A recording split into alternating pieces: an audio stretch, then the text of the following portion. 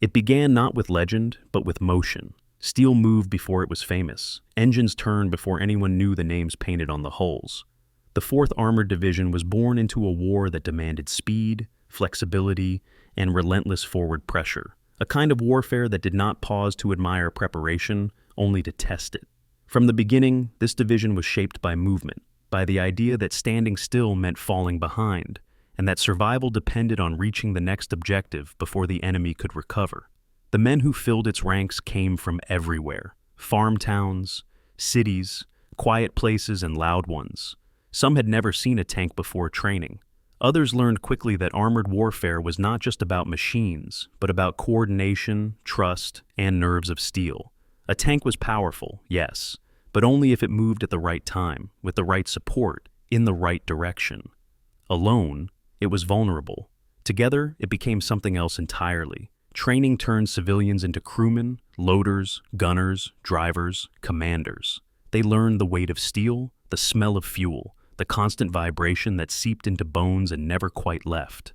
They learned to fight while enclosed in darkness, guided by instruments and shouted commands, trusting teammates they could not see. They learned that speed saved lives, and that hesitation cost them. By the time the 4th Armored Division reached Europe, it carried no illusions. Normandy was already burning. The hedgerows waited like walls, breaking formations, hiding ambushes, turning every advance into a puzzle solved under fire. Tanks that were meant to maneuver freely found themselves trapped in narrow lanes and sunken roads. Infantry clung close, knowing that survival depended on staying together. The division adapted, quickly. They learned to fight not just forward, but around, to probe, to feint, to punch through weak points and exploit them without waiting for permission. Commanders encouraged initiative. Crews learned to read the terrain instinctively. When resistance stiffened, they did not stall. They shifted. When openings appeared, they surged through. That mindset would define everything that followed. As the Allies broke out of Normandy, the 4th Armored Division surged forward like something finally unchained. Roads opened, space returned. The tanks rolled fast, pushing eastward across France with momentum that felt unstoppable. Villages flashed by. Bridges were seized just in time. Columns stretched for miles, engines roaring day and night. The division earned a reputation for speed, not reckless speed, but purposeful movement driven by clarity and confidence. But speed brings its own dangers. Supply lines strained, fuel ran low, crews slept where they stopped, beside their tanks, boots still on. German resistance stiffened at river lines and crossroads. Ambushes snapped shut in place that looked quiet moments before. Losses mounted. Machines burned. Men disappeared from formations that barely had time to grieve before moving again. Then winter arrived, and with it, the Ardennes. The 4th Armored Division did not enter the Battle of the Bulge as a defender. It entered as a response. When German forces smashed through thin lines and encircled American units at Bastogne, the call went out for relief. And once again, movement became everything. In snow and freezing wind, the division turned, regrouped, and drove north. Roads iced over, visibility vanished. German resistance was fierce, desperate, determined. Villages became battlegrounds. Forests swallowed sound and direction. Tanks crawled forward through terrain that punished every mistake. And still, they pushed. Day after day, mile by mile, the 4th Armored Division fought its way toward Bastogne, absorbing casualties, rerouting under fire, refusing to stop. When they finally broke through, opening a corridor to the besieged town, it was not a dramatic explosion of victory. It was a hard-earned connection, forged through exhaustion, coordination, and sheer refusal to fail. But the war did not end there. The division continued east, across rivers, through shattered cities, into Germany itself. Resistance grew more fragmented but no less dangerous. Civilians fled. Infrastructure collapsed. The pace slowed, then surged again. Tanks crossed bridges that might not hold. Infantry cleared streets that echoed with gunfire and silence in equal measure. By the final months of the war, the 4th Armored Division was seasoned, scarred, and profoundly effective. It had learned how to move through chaos without losing cohesion, how to strike hard and then keep going, how to adapt faster than the enemy could respond. What defined the division was not just where it fought, but how it fought. with momentum, with flexibility, with trust between crews and commanders, with an understanding that armored warfare was as much about judgment as it was about firepower. When the war ended, the tanks stopped moving. Engines cooled. Crews climbed out and looked at landscapes they would never see again. The division's story did not end in a single place, but in a long line of roads stretching backward through memory, from training grounds to hedgerows, from frozen forests to shattered cities. Tonight, we return to that journey, to the engines starting before dawn, to the long roads through France and Belgium, to the snow-choked paths leading to Bastogne, to the final push into a collapsing enemy heartland, to the men and machines that proved speed, when paired with discipline, could change the course of war. Before we continue, I want to ask you something quiet and personal. Where in the world are you listening from right now, and what hour has settled gently around you? And if these long, steady journeys through history help you slow your breathing, clear your thoughts, or feel quietly accompanied at the end of the day, consider subscribing and let these stories keep moving with you, wherever you are. The lead Sherman tank crashes through the final German roadblock at Adaptation, Belgium. Machine gun fire ricochets off its hull. The turret swings left, fires once, and a German anti-tank gun disintegrates in a ball of orange flame. Behind this single tank, an entire armored column stretches back 3 miles into the frozen countryside. They have driven 100 miles through enemy territory in less than 48 hours. Inside the besieged town of Bastogne, 10,000 American paratroopers have been surrounded for 6 days, ammunition running low, wounded filling every cellar, German tanks closing in from all sides. The men of the 101st Airborne have been told relief is impossible. The weather is too cold, the Germans too strong, the distance too far.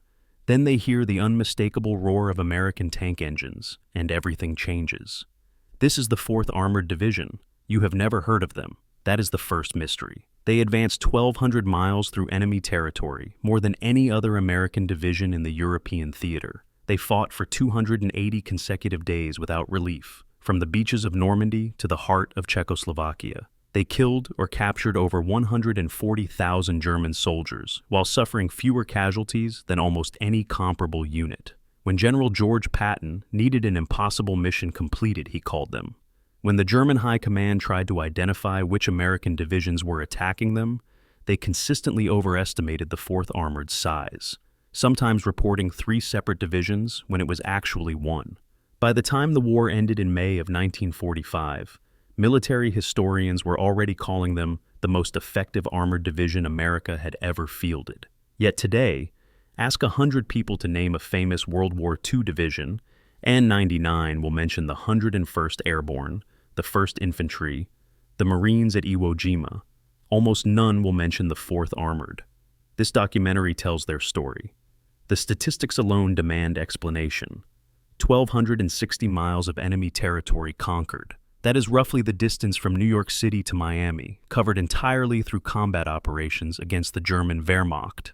74 towns and cities liberated across France, Belgium, Luxembourg, Germany, and Czechoslovakia. Over 14,000 enemy vehicles destroyed or captured. These numbers represent 6 months of continuous offensive operations, conducted at a pace that seemed physically impossible. On a single day in August of 1944, elements of the 4th Armored advanced 25 miles through German defensive positions, a distance that would have taken weeks during World War I. Their casualty rate tells an even more remarkable story. 4,483 total casualties across the entire war. For comparison, the 1st Infantry Division, which fought with equal distinction, suffered over 21,000 casualties.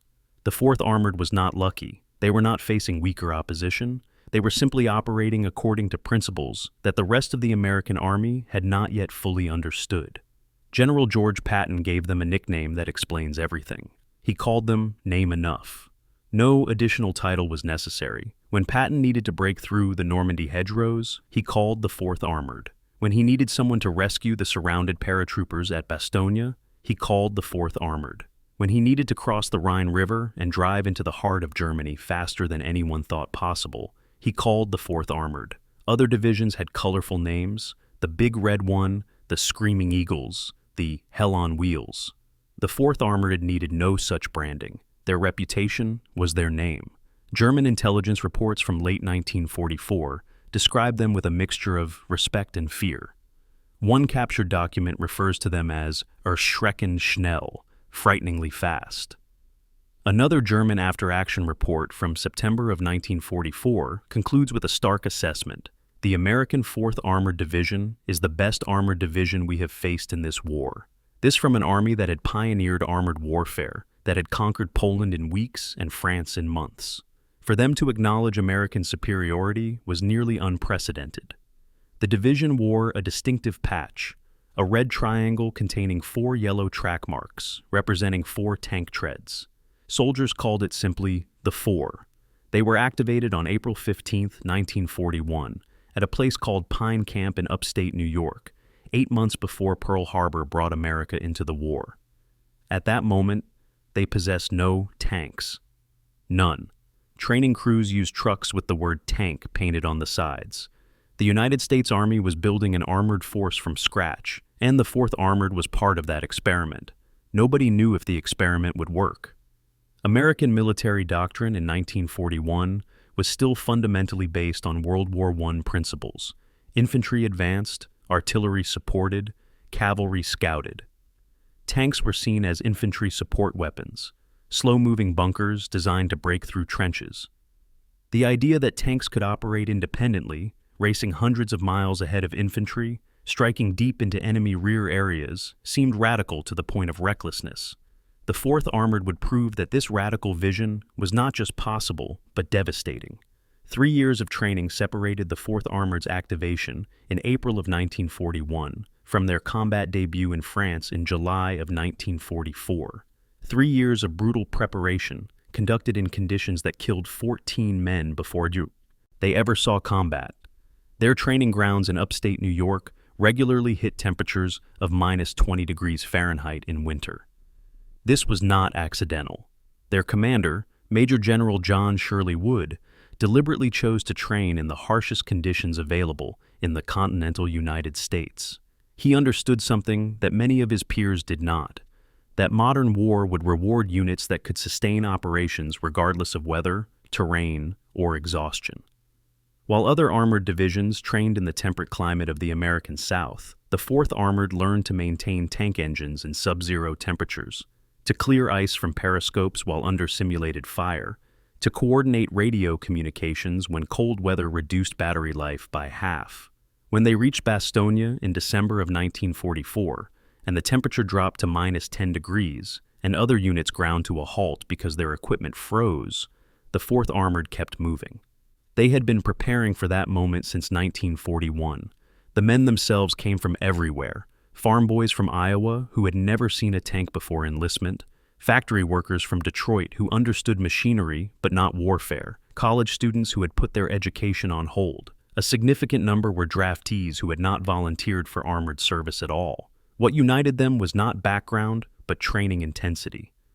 The 4th Armored's training regimen was notorious within the Army for its difficulty: 72-hour continuous combat exercises where men operated on 2 hours of sleep per night, live fire drills where artillery shells landed within 50 yards of advancing tank columns, forced marches where tank crews had to dismount and physically push their vehicles when they became stuck, building the kind of mechanical intuition that would later save their lives in combat. Other divisions thought the 4th Armored's training bordered on abuse. General Wood's response was coldly pragmatic: better they suffer here than die in France. By the time they shipped overseas in December of 1943, the 4th Armored had lost men to training accidents, frostbite, and exhaustion. They had also become the most thoroughly prepared armored division in the American military. They arrived in England in early 1944 and waited. For 6 months they waited while the invasion of Normandy was planned and executed. They listened to reports of the D-Day landings on June 6th. They heard about the brutal Hedgerow fighting that followed, where American divisions were grinding forward at costs that horrified even hardened commanders. The 4th Armored sat in England and trained more. They studied aerial reconnaissance photos of French terrain. They practiced radio communications procedures until every tank commander could coordinate with artillery and air support without thinking. They modified their equipment, adding extra machine guns, welding on additional armor made from spare tank tracks, waterproofing engines for the expected amphibious landing. When they finally landed in France on July 11, 1944, more than a month after D-Day, they were not reinforcements arriving to replace casualties. They were an exploitation force, held in reserve specifically for the moment when the German defensive line finally broke. That moment came 17 days later. On July 28, 1944, Operation Cobra shattered the German front in Normandy. American bombers dropped thousands of tons of explosives on a 5-mile section of German defensive positions near a town called Coutances. Infantry divisions attacked through the devastated landscape. Behind them, waiting for the signal, sat the 4th Armored Division. At 11 in the morning, they received the order to advance. Tank engines roared to life. Radio operators confirmed communications checks. Infantry squads mounted onto tank decks for the ride forward. General Wood transmitted a single message to all units. Find them, fix them, fight them, forget them. Do not stop to consolidate gains. Do not wait for reinforcements. If you encounter the enemy, destroy them and keep moving. If they resist, go around them. Never, under any circumstances, stop advancing.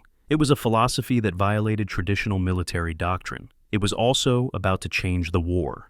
7 days later, on August 4th, the 4th Armored Division sat 150 miles from where they had started.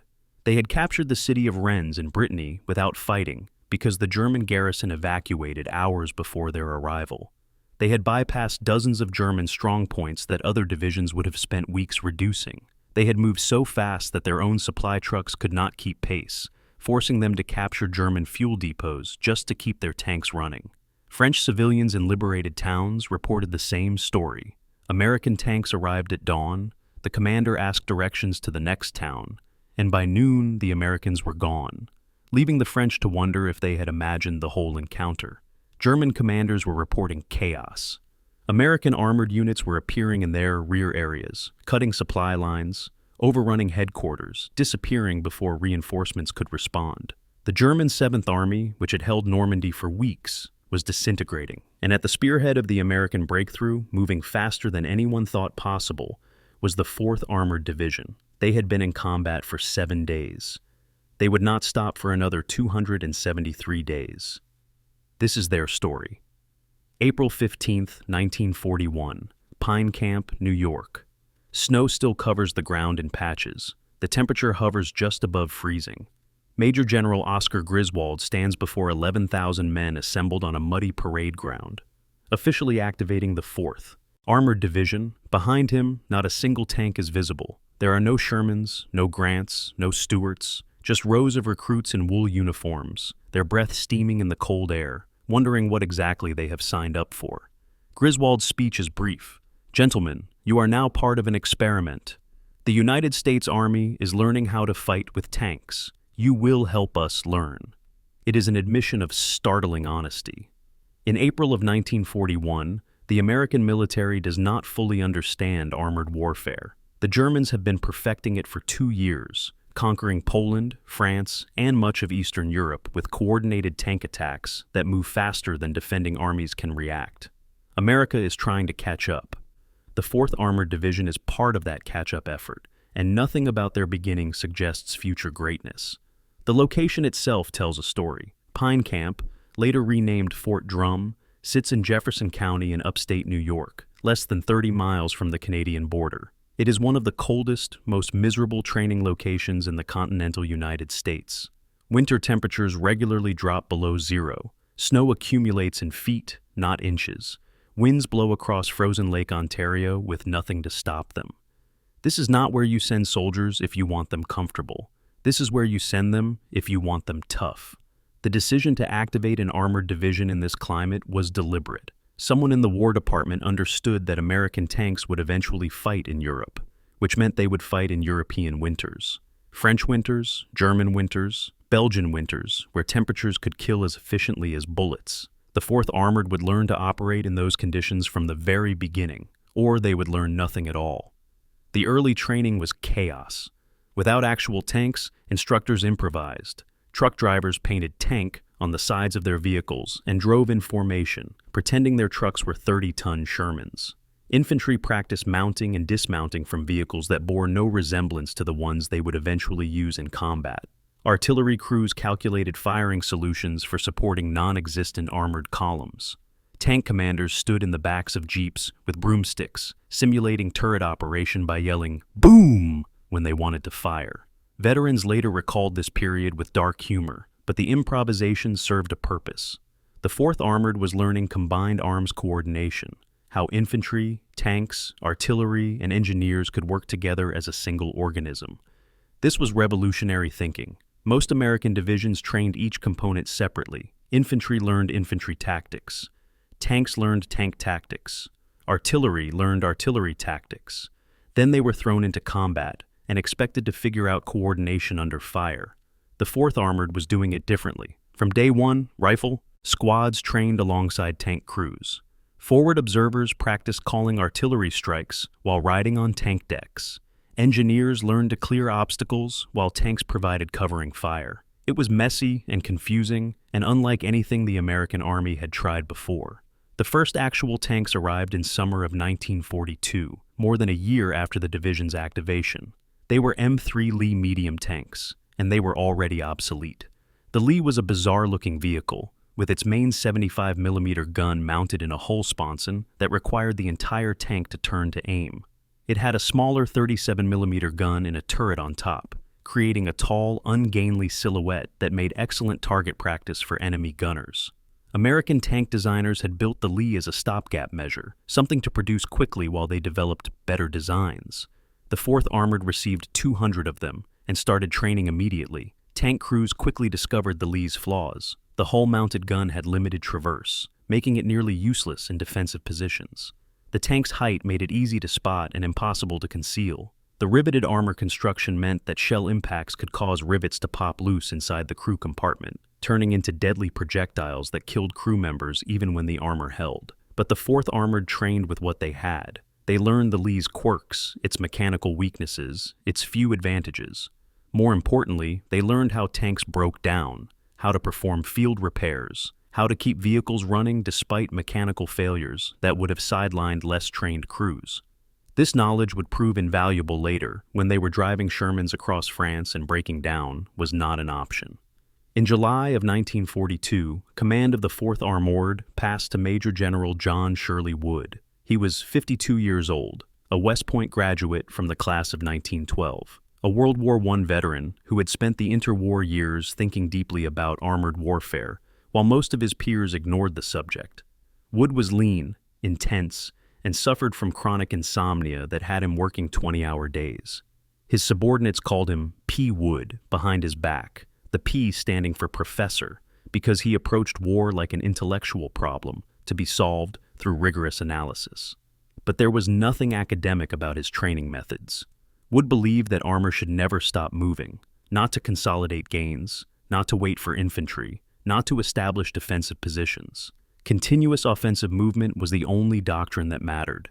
Everything else was details. His first speech to the division made this explicit. "Gentlemen, we're going to move faster and hit harder than any division in history. Some of you won't survive the training. All of you will survive the war."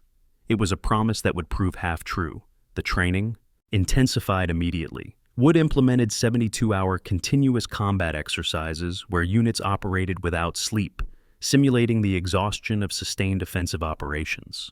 Officers who allowed their units to halt for rest were relieved on the spot.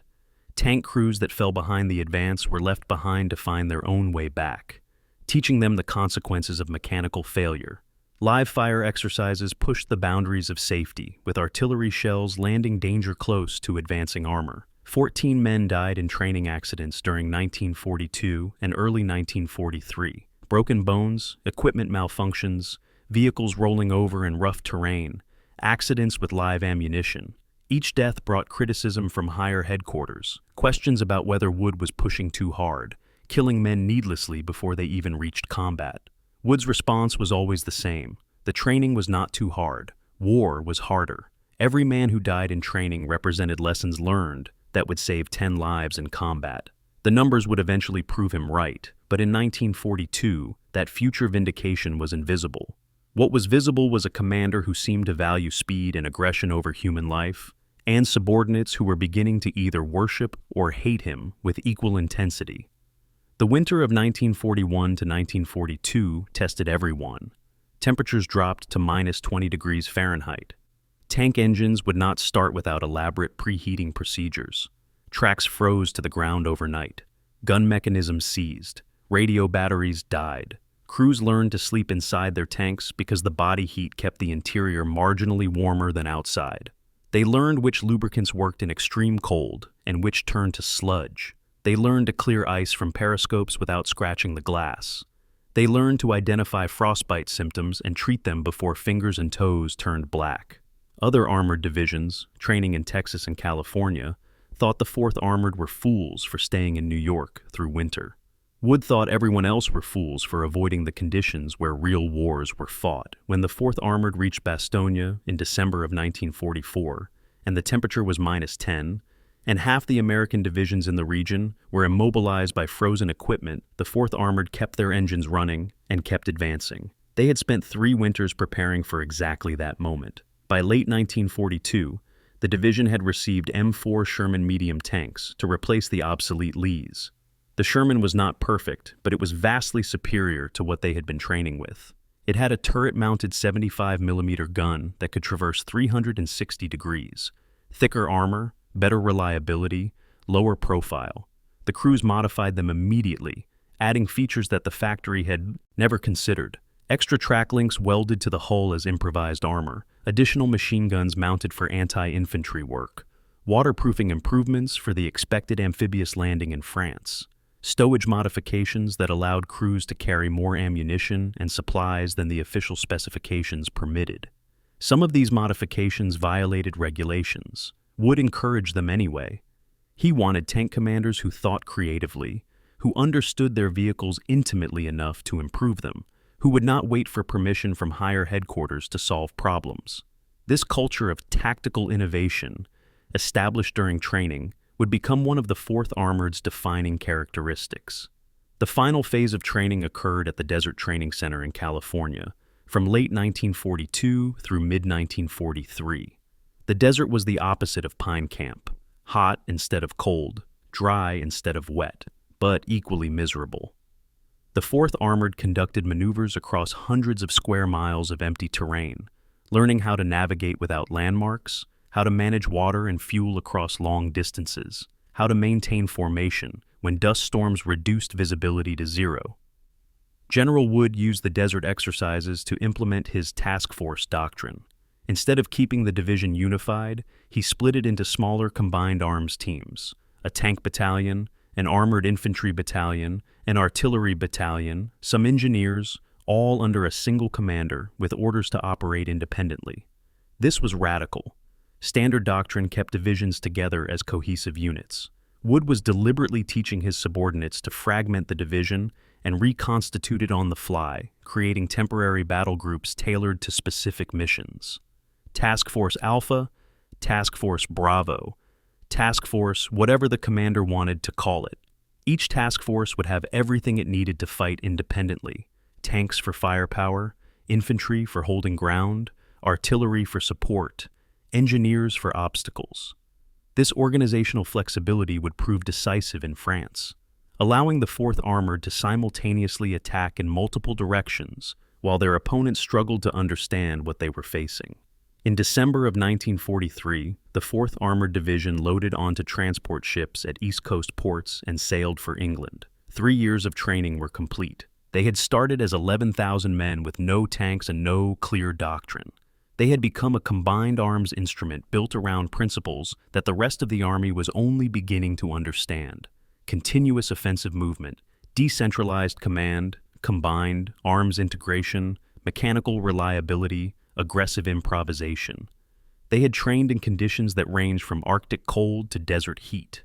They had lost 14 men to accidents, but had learned lessons that no textbook could teach. They arrived in England in early 1944 and waited while the invasion of Europe was prepared. They did not know when they would enter combat. They did not know where they would land, but they knew exactly how they would fight. General Wood had spent 3 years making sure of that. Find them, fix them, fight them, forget them. Never stop moving. Speed is armor. Audacity saves lives. These principles seemed abstract in the training grounds of New York and California. They would seem very concrete in the hedgerows of Normandy, where the 4th Armored was about to prove that everything they had learned was either brilliantly correct or catastrophically wrong. There would be no middle ground. July 15, 1942. Pine Camp, New York. Major General John Shirley Wood walks among his tanks, running his hand along their armored flanks like a man inspecting horses. He is 52 years old, lean to the point of gauntness, with eyes that seem permanently shadowed by lack of sleep. He sleeps 3 to 4 hours per night, spending the rest of his time reading intelligence reports, studying maps, writing training directives that his staff will implement the next morning. His subordinates call him Professor Wood, sometimes to his face. He does not mind. He has been thinking about armored warfare for 20 years, while most of the American army ignored the subject entirely. Now he commands 11,000 men and 200 tanks, and he has exactly 2 years to transform them into something the German Wehrmacht has never encountered before. Everything depends on whether his theories, developed during 2 decades of peacetime speculation, actually work when people start shooting back. Wood believes they will. He has to believe they will. There is no time for doubt. Wood's military career began at West Point, class of 1912, the same class that produced Omar Bradley. He served in World War I as an artillery officer, watching from a distance as infantry battalions threw themselves at German machine gun positions in attacks that gained yards at costs measured in thousands of lives. The experience left him convinced that there had to be a better way to break defensive stalemates. After the war, while most officers returned to peacetime garrison duty and forgot everything they had learned, Wood transferred to the nascent Armored Corps and began writing theoretical papers about tank warfare. His central insight was simple but radical. Tanks should not support infantry. Tanks should replace cavalry. They should move fast, penetrate deep, avoid strong points, attack supply lines and command posts, create chaos in enemy rear areas. Let the infantry follow behind and clear up the mess. Wood's papers were read by almost no one. The army of the 1920s and 30s had no interest in radical theories. They wanted officers who followed doctrine, not visionaries who questioned it. Wood's career stagnated. He commanded small units, taught at branch, schools, and watched in frustration as the German army implemented exactly the kind of armored warfare he had been describing in papers that nobody read. When Wood took command of the 4th Armored in July of 1942, he finally had the opportunity to test his theories. His command philosophy could be summarized in 4 words: find, fix, fight, forget. Find the enemy through aggressive reconnaissance. Fix them in place with an initial engagement. Fight them just long enough to destroy their will to resist. Forget them and keep moving toward the next objective. Do not stop to count prisoners. Do not consolidate defensive positions. Do not wait for infantry to catch up. The objective is not to hold ground. The objective is to destroy the enemy's ability to coordinate a defense by moving faster than they can react. This philosophy required a different kind of organization than standard American divisions. Wood restructured the 4th Armored into 3 semi-autonomous combat commands: Combat Command A, Combat Command B, and Combat Command Reserve. Each combat command was essentially a miniature division, with its own tanks, infantry, artillery, and engineers. They could operate independently or combine for larger operations. More importantly, Wood could reorganize them on the fly, creating task forces built around specific missions. Need to capture a bridge? Task Force Smith gets a tank company, an infantry company, some engineers, and a radio link to division artillery. Need to exploit a breakthrough? Task Force Jones gets 2 tank battalions, mobile infantry, and orders to advance until they run out of fuel. This organizational flexibility became the 4th Armored's signature characteristic. Wood's training methods were brutal by design. He believed that units had to be pushed beyond their breaking point in training so they would never break in combat. 72-hour continuous exercises became standard. Tank crews would operate without sleep, making tactical decisions while exhausted, learning to function when their judgment was impaired by fatigue. Officers who allowed their units to rest during these exercises were relieved immediately, regardless of their previous performance. Wood's logic was merciless. If you stop during training, you will stop during combat, and stopping during combat gets people killed. The training accidents that resulted from this intensity brought criticism from higher headquarters. 14 dead before the division ever reached Europe, dozens more injured, questions about whether Wood cared more about his theories than about his men. But Wood never reduced the training intensity. His response to critics was always the same. I'm not training them for garrison duty, I'm training them to win. The men themselves had mixed feelings. Some hated Wood, saw him as a martinet who would sacrifice anyone to prove his doctrine correct. Others worshipped him, understanding that his ruthlessness was designed to keep them alive in situations where conventional thinking would get them killed. Wood's relationship with technology was surprisingly nuanced for an officer of his generation. He understood that tanks were not magic weapons that won battles through sheer mechanical superiority. The German Panthers and Tigers were better tanks than American Shermans in almost every measurable way. Thicker armor, more powerful guns, better optics. But Wood did not care. What mattered was reliability and speed of repair. A Panther that could not move because its transmission had failed was worth less than a Sherman that kept running, despite being shot multiple times. Wood drilled this into his maintenance crews. The 4th Armored had to maintain higher operational readiness rates than any other division. Every tank that broke down slowed the entire advance. Mechanics learned to perform field repairs that the technical manuals said were impossible. They learned to cannibalize damaged vehicles for parts. They learned to keep tanks running on captured German fuel when American supply lines fell behind. This emphasis on mechanical reliability made the 4th Armored different from other divisions. Other units treated maintenance as a support function, something that happened behind the lines. The 4th Armored treated maintenance as a combat skill, as important as gunnery or tactics. But Wood's most important innovation was radio doctrine. In 1942, most American armored units used radios primarily for command and control. Higher headquarters sent orders down to subordinate units. Wood turned this around. He wanted every tank commander to have a radio, and he wanted them to talk to each other constantly. Tank platoons coordinated their movements without waiting for orders from above. Forward observers riding in tanks called artillery strikes directly, cutting the response time from 20 minutes to 2 minutes. Infantry squad leaders could request tank support without going through battalion headquarters. This required more radios than the standard division allowance. So, Wood lobbied the Pentagon for additional equipment, arguing that communications were more important than additional armor. He got some of what he wanted, not all, but he established a culture where radio discipline meant using radios constantly, not maintaining radio silence. This was the opposite of German doctrine, which emphasized radio silence to prevent interception. Wood's approach was simpler. Talk as much as you want, but coordinate so well that the enemy cannot react, even when they know exactly what you're doing.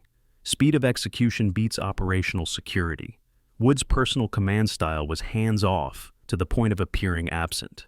Once his combat commands crossed the start line into enemy territory, he rarely gave specific tactical orders. Instead, he gave them objectives and expected them to figure out how to achieve those objectives using their own judgment. Take that town was a typical Wood order. How you took it, which route you used, whether you went around strong points or through them, that was up to the combat commander. This required Wood to select subordinate commanders who thought like he did, aggressively, independently, with complete focus on continuous forward movement. Colonels who wanted detailed instructions or who hesitated before making risky decisions did not last long under Wood's command. He relieved officers who showed excessive caution, promoted junior officers who showed initiative, and created a command climate where taking risks and failing was preferable to waiting for permission and missing opportunities. This style produced spectacular successes, but it also produced friction with higher headquarters. Third Army staff officers complained that Wood ignored orders, operated outside his assigned boundaries, and created coordination problems with adjacent divisions.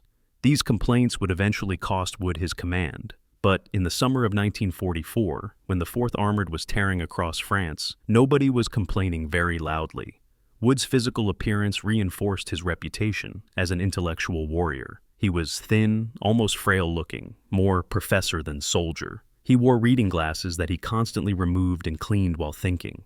He spoke quietly, without the theatrical bombast that characterized generals like Patton.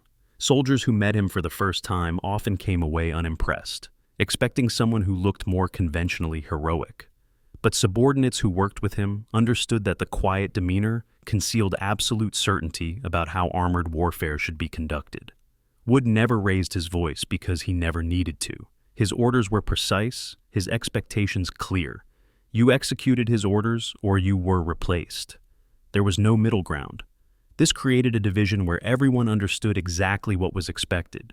Move fast, hit hard, never stop, improvise constantly, coordinate seamlessly. Simplicity became the 4th Armored's greatest strength. While other divisions struggled with complex operational plans that broke down under combat stress, the 4th Armored operated according to principles so simple that they could be executed even when communications failed and plans dissolved into chaos. By December of 1943, when the 4th Armored shipped to England to prepare for the invasion of Europe, Wood had created something unique in the American military. It was not the equipment. They had the same Shermans as everyone else. It was not the men. They came from the same cross-section of American society as every other division. What was unique was the training, the organization, and the doctrine. 3 years of preparation based on ideas that Wood had been developing since the 1920s.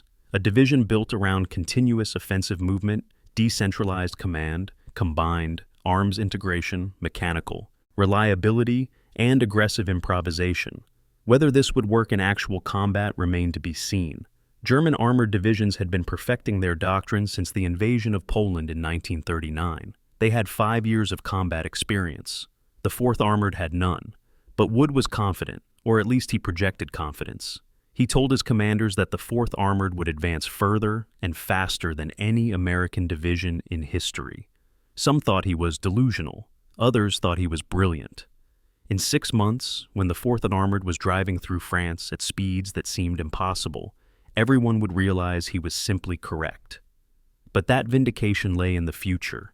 In December of 1943, Wood was just another division commander with theories, boarding ships for England, hoping that everything he had built would survive contact with reality. July 20th, 1944. Normandy, France. A 4th Armored Sherman takes a direct hit from a German 75mm anti-tank gun. The armor-piercing round punches through the right side of the turret, passes between the loader and the gunner without hitting either man, and exits through the left side, leaving 2 holes the size of coffee cans. The tank commander, Sergeant Michael Delaney, stares at the holes for 3 seconds, then keys his radio. "We're hit but mobile. Continuing advance." The Sherman keeps moving. That night, division maintenance crews weld steel plates over both holes. The next morning, Delaney's tank is back in action. It will fight for 7 more months, accumulating 12 additional penetrations before the war ends. This story, multiplied across hundreds of tanks, explains something that confuses people who study World War II. The Sherman tank was inferior to German armor in almost every measurable way. Yet, American armored divisions using Shermans consistently defeated German panzer divisions using Panthers and Tigers. The 4th Armored Division's combat record makes this paradox impossible to ignore. The answer has nothing to do with American tanks being better. The answer has everything to do with American tanks being good enough, and everything else being better. The Sherman medium tank became the workhorse of American armored forces because it was the only design that could be produced in sufficient quantities to matter. It weighed 30 tons. Its main gun was either a 75mm or, in later variants, a 76mm cannon. Its frontal armor was 2 inches thick on the hull, 3 inches on the turret. It could travel about 25 miles per hour on roads, maybe 15 miles per hour cross-country. Range was roughly 120 miles before refueling.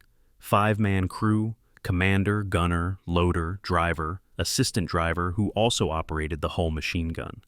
These specifications were decidedly unimpressive compared to German heavy armor. The Panther tank, which the Germans introduced in 1943 and which the 4th Armored would face repeatedly, weighed 45 tons, mounted an 88mm gun that could penetrate Sherman armor at 2,000 yards, and had 4.5 inches of frontal armor that Sherman guns struggled to penetrate even at close range. The Tiger, even heavier and more powerfully armed, was essentially invulnerable to frontal assault by Shermans. On paper, the Germans had built superior tanks. On battlefields, they kept losing. The Sherman's first advantage was reliability. The powertrain was based on automotive components that American factories had been mass-producing for decades. The engine was a variant of what General Motors put into trucks. The transmission was based on commercial designs. When something broke, which happened constantly in armored warfare, Sherman crews could repair it with basic tools and commonly available parts. Contrast this with German tanks. The Panther used a sophisticated but fragile transmission that tended to fail after 40 to 50 miles of hard driving. When it broke, you needed specialized tools, trained mechanics, and replacement parts that were in chronically short supply because German factories could not keep up with demand. American logistics could deliver spare parts to forward units within 24 hours. German logistics struggled to deliver spare parts at all. The 4th Armored maintained operational readiness rates above 90% throughout the war. This meant that at any given time, 90 out of every 100 tanks were capable of combat operations. German panzer divisions rarely achieved readiness rates above 60%. Having superior tanks meant nothing if those tanks could not move. The second advantage was repairability in combat conditions. Sherman tanks were designed for ease of maintenance by crews with moderate mechanical skills. Engine compartments were accessible through large hatches. Track and suspension components could be replaced without specialized equipment. Most importantly, Shermans that were knocked out could often be recovered and returned to service. A Sherman with a penetrated turret, like Sergeant Delaney's tank from the opening of this chapter, could be patched and made combat-ready in hours. Even Shermans that suffered catastrophic damage could be cannibalized for parts, their engines and transmissions transplanted into other damaged vehicles. The 4th Armored's maintenance companies became experts at field-expedient repairs that the technical manuals said were impossible. Welding armor patches over penetrations, swapping out damaged turrets, rebuilding suspensions using parts from 3 different wrecked tanks. At one point during the pursuit across France, the division's maintenance units were returning 3 damaged Shermans to service for every 1 new Sherman they received from rear area depots. This meant the division's effective tank strength actually grew during sustained combat operations, while German panzer divisions steadily weakened as their irreparable Panthers and Tigers accumulated behind the front lines. The third advantage was production volume. The United States built 49,234 Sherman tanks during World War II. Germany built approximately 6,000 Panthers and 1,300 Tigers. These numbers reflect different industrial philosophies. American factories were optimized for mass production of adequate weapons. German factories pursued technical perfection in limited quantities. The result was that American armored divisions always had more tanks than they needed, while German panzer divisions were always undermanned. The 4th Armored Division was allocated approximately 600 Shermans throughout its combat service. They lost approximately 450 tanks to enemy action, but because destroyed Shermans were constantly replaced, the division never had to reduce its operational strength. Crew casualties were replaced. New Shermans arrived from depots. The division kept attacking. German panzer divisions, by contrast, began campaigns at full strength and ended them with a fraction of their original vehicles, unable to replace losses because replacement tanks did not exist. Quantity has a quality all its own, as someone once said. The 4th Armored proved it. The fourth advantage, less tangible but equally important, was crew training. The 4th Armored's tank crews had trained together for 18 months before entering combat. They knew their vehicles intimately. They understood mechanical tolerances, knew which sounds indicated developing problems, could perform emergency repairs without consulting manuals. Driver training emphasized smoothness over speed, understanding that harsh handling broke tracks and transmissions. Gunners trained on realistic ranges where they learned to estimate distance, compensate for terrain, engage moving targets. Commanders learned to fight their tanks as teams, coordinating with adjacent tanks, integrating with infantry and artillery. By the time 4th Armored Shermans entered combat in July of 1944, their crews were as prepared as intensive training could make them. German tank crews in 1944 were increasingly undertrained. Experienced crew members had been killed off during years of combat on the Eastern Front. Replacements received 6 to 8 weeks of training before being sent to the front. They did not know their vehicles well. They made mistakes that got them killed. Superior equipment could not compensate for inferior training. The Sherman had vulnerabilities that no amount of training could eliminate. The gasoline engine made them more flammable than German diesel-powered tanks.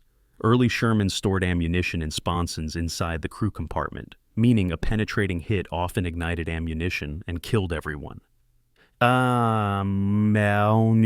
Inside. The thin armor meant that German anti-tank guns could penetrate Shermans at extreme range, while Shermans had to close to danger-close distances to have any chance of penetrating German armor. These vulnerabilities were real, and 4th Armored crews understood them intimately. They dealt with them through tactics, not technology. Shermans avoided frontal engagements with Panthers whenever possible, using speed and maneuverability to get to the sides or rear, where German armor was thinner. They used terrain to ambush German tanks from concealed positions, firing first and killing German tanks before they could react. They coordinated with artillery and tank destroyers, using combined arms tactics to overwhelm German armor through multiple simultaneous threats.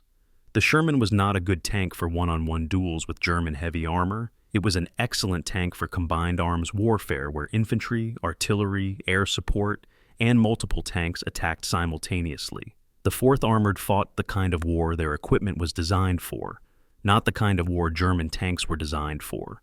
4th Armored crews also modified their Shermans extensively, field modifications that were never officially authorized but were universally applied. Welding spare track links to the front and sides as improvised additional armor, mounting extra machine guns for anti-infantry work, adding sandbags on the hull, which were mostly ineffective but psychologically comforting, installing hedgerow cutters on the front, welded steel prongs that allowed Shermans to smash through the ancient earthen embankments that crisscrossed Normandy, improving waterproofing for river crossings, modifying stowage to carry more ammunition, more fuel, more personal gear. These modifications gave 4th Armored Shermans a distinctive, cluttered appearance. They looked improvised because they were improvised. General Wood encouraged this. He wanted tank commanders who understood their vehicles well enough to improve them, who did not wait for permission from higher headquarters to solve problems. The 4th Armored's maintenance culture, established during training, created an environment where crews could modify and maintain their vehicles in ways that enhanced combat effectiveness, even when those modifications violated regulations. The ammunition situation deserves special attention. Early Sherman 75mm guns fired armor-piercing rounds that could not reliably penetrate Panther frontal armor even at close range. This was a known problem, and it created understandable frustration among crews who found themselves in gun battles they could not win through frontal engagement. The solution arrived in late 1944 in the form of high-velocity armor-piercing rounds and the introduction of the Sherman 76mm variant, which had better penetration characteristics. But even before these improvements arrived, 4th Armored crews had developed tactics for dealing with superior German armor, shoot the tracks to immobilize them, then maneuver for side shots, use white phosphorus rounds to blind German tank commanders, forcing them to button up and lose situational awareness, call in artillery or air support rather than trying to win tank versus tank duels. These tactical adaptations reduce the importance of the Sherman's gun disadvantage. You do not need to penetrate frontal armor if you can get shots into the side or rear. You do not need to outgun the enemy if you can coordinate combined arms attacks that overwhelm their ability to respond. By late 1944, when the 4th Armored had been in combat for 6 months, their Shermans had evolved into something different from the factory standard vehicles they had received in England. They were battle-tested, field-modified, maintained by crews who understood every bolt and rivet, operated by commanders who knew exactly what the tanks could and could not do. These were not the best tanks in the war. They were good enough tanks operated by excellent crews with superior doctrine and overwhelming logistical support. The German Panthers and Tigers remained superior weapons in technical terms, but they were shackled to an army that could not keep them running, could not replace them when they were destroyed, could not train their crews adequately. The Sherman's secret advantages were not inherent to the design. They were inherent to the system that produced them, maintained them, crewed them, and employed them. The 4th Armored understood this. They did not need the best tanks. They needed tanks that worked, tactics that exploited their advantages, and logistics that kept them moving. Everything else was details. This understanding would carry them 1,200 miles across Europe, proving that in armored warfare, as in life, reliability and sustainability matter more than momentary superiority. August 12, 1944, somewhere in Brittany, France. Colonel Bruce Clark sits in the back of a moving half-track, surrounded by radio equipment. 3 separate radio sets crackle with traffic. He has a map spread across his knees, a grease pencil in one hand, a microphone in the other. He is commanding Combat Command A, approximately 2,500 men and 70 tanks, spread across 15 miles of French countryside. At this moment, he is coordinating 3 separate task forces attacking in different directions. Task Force Alpha is hitting a German roadblock from the south. Task Force Bravo is bypassing the same roadblock to the east, racing toward a bridge that must be captured before the Germans can destroy it. Task Force Charlie is establishing a blocking position to the north, cutting off German reinforcements. Clark is directing all 3 simultaneously, processing radio reports, making decisions, issuing orders, all while his half-track bounces along a dirt road at 20 miles per hour. The entire coordination takes 11 minutes. By the time his vehicle reaches the front line, all 3 task forces have achieved their objectives. The roadblock is destroyed. The bridge is captured intact. The German reinforcements are cut off and surrendering. Clark never stopped moving. This is the radio war, and it is changing everything. Compare this to how German armored commanders operated. General Major Heinrich von Luttwitz commanded the 2nd Panzer Division, a formation roughly equivalent to the 4th Armored in size and composition. When von Luttwitz needed to coordinate multiple units, he relied primarily on motorcycle couriers and telephone lines. Orders were written by hand, given to a courier who drove to the subordinate unit's command post, delivered the orders, waited for acknowledgement, then drove back with status reports. This process took hours. By the time orders reached frontline units, the tactical situation had often changed completely, making the orders obsolete. Von Luttwitz could not command on the move. He established static command posts connected by telephone wire to subordinate headquarters. When his division advanced, the command post had to be dismantled, moved forward, and re-established, during which time von Luttwitz was essentially blind and mute. Radio communications existed in German panzer divisions, but they were used sparingly, reserved for emergencies, limited by a doctrine that emphasized radio silence to prevent interception. The result was a command system built for deliberate set-piece operations, not for fluid, fast-moving battles where situations changed minute by minute. The 4th Armored's radio infrastructure was extraordinary by World War II standards. Every tank had an SCR-508 radio set that allowed the crew to communicate with other tanks and with higher headquarters. Range was approximately 20 miles under good conditions, less in rough terrain, but usually sufficient for the kinds of operations the 4th Armored conducted. The SCR-508 was a frequency-modulated set, relatively immune to the static and interference that plagued older amplitude-modulated radios. Each infantry squad had access to SCR-610 backpack radios that allowed dismounted troops to stay in contact with supporting tanks. Artillery forward observers rode in tanks or half-tracks with their own radio sets, linked directly to artillery battalions that could deliver fire support within minutes of a request. The division signal company had 450 men, 50% larger than standard divisional signal units, because General Wood had lobbied for additional communications personnel during the division's formation. He understood something that many commanders did not. In mobile warfare, communications were more important than armor or firepower. An army that could coordinate faster than the enemy could react would win regardless of equipment advantages. But having radios was not enough. The 4th Armored developed procedures and disciplines that turned radio equipment into decisive tactical advantage. First, they eliminated radio silence as a doctrine. Most armies in World War II emphasized maintaining radio silence except when absolutely necessary, fearing that radio transmissions would give away unit locations and intentions to enemy signals intelligence. The 4th Armored took the opposite approach. Transmit constantly, but coordinate so well that the enemy cannot react even when they know what you are doing. Clark and his fellow combat commanders transmitted continuously during operations, coordinating movements, redirecting units, calling for support, acknowledging reports. German signals intelligence could intercept these transmissions, but by the time they decoded the traffic and attempted to respond, the 4th Armored had already moved to new positions and begun new attacks. Speed of execution beat operational security every time. Second, the 4th Armored pushed radio communications down to the lowest possible level. In most American divisions, only battalion commanders and higher had reliable radio contact with supporting arms. Company commanders and platoon leaders had to route requests through battalion headquarters, creating delays and bottlenecks. The 4th Armored equipped every tank platoon leader with radios and trained them to coordinate directly with artillery and air support.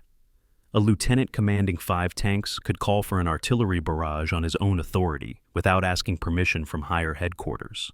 Forward observers attached to tank companies could request fire missions and have shells landing on target within 90 seconds.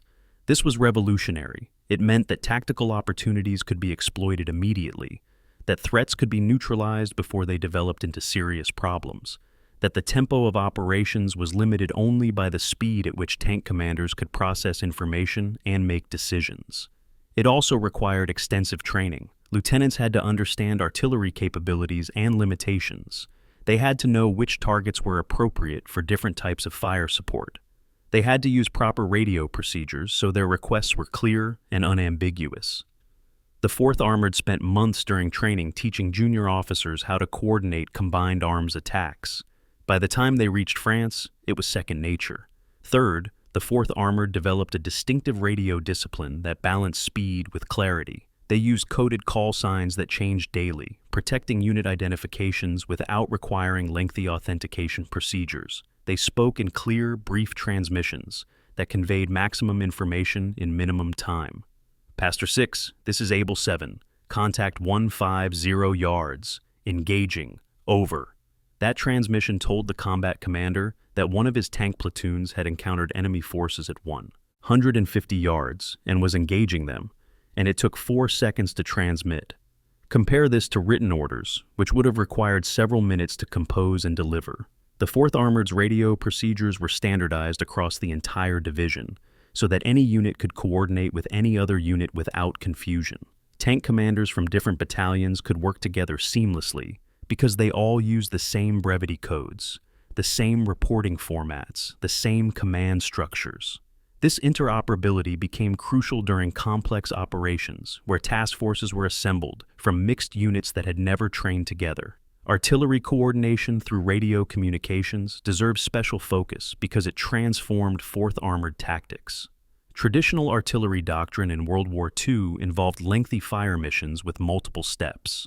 Forward observers identified targets, called back to fire direction centers where officers calculated firing solutions, relayed those solutions to gun crews who loaded and fired, then waited for spotting rounds to fall so observers could adjust fire. This process took 15 to 20 minutes from initial target identification to effective fire on target.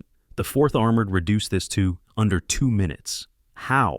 Forward observers rode in the lead tanks, watching through the same periscopes that tank commanders used. When they identified a target, they transmitted coordinates directly to artillery battalions using pre-calculated firing solutions for common engagement ranges. Artillery crews kept guns laid on predicted target areas, ready to fire on short notice.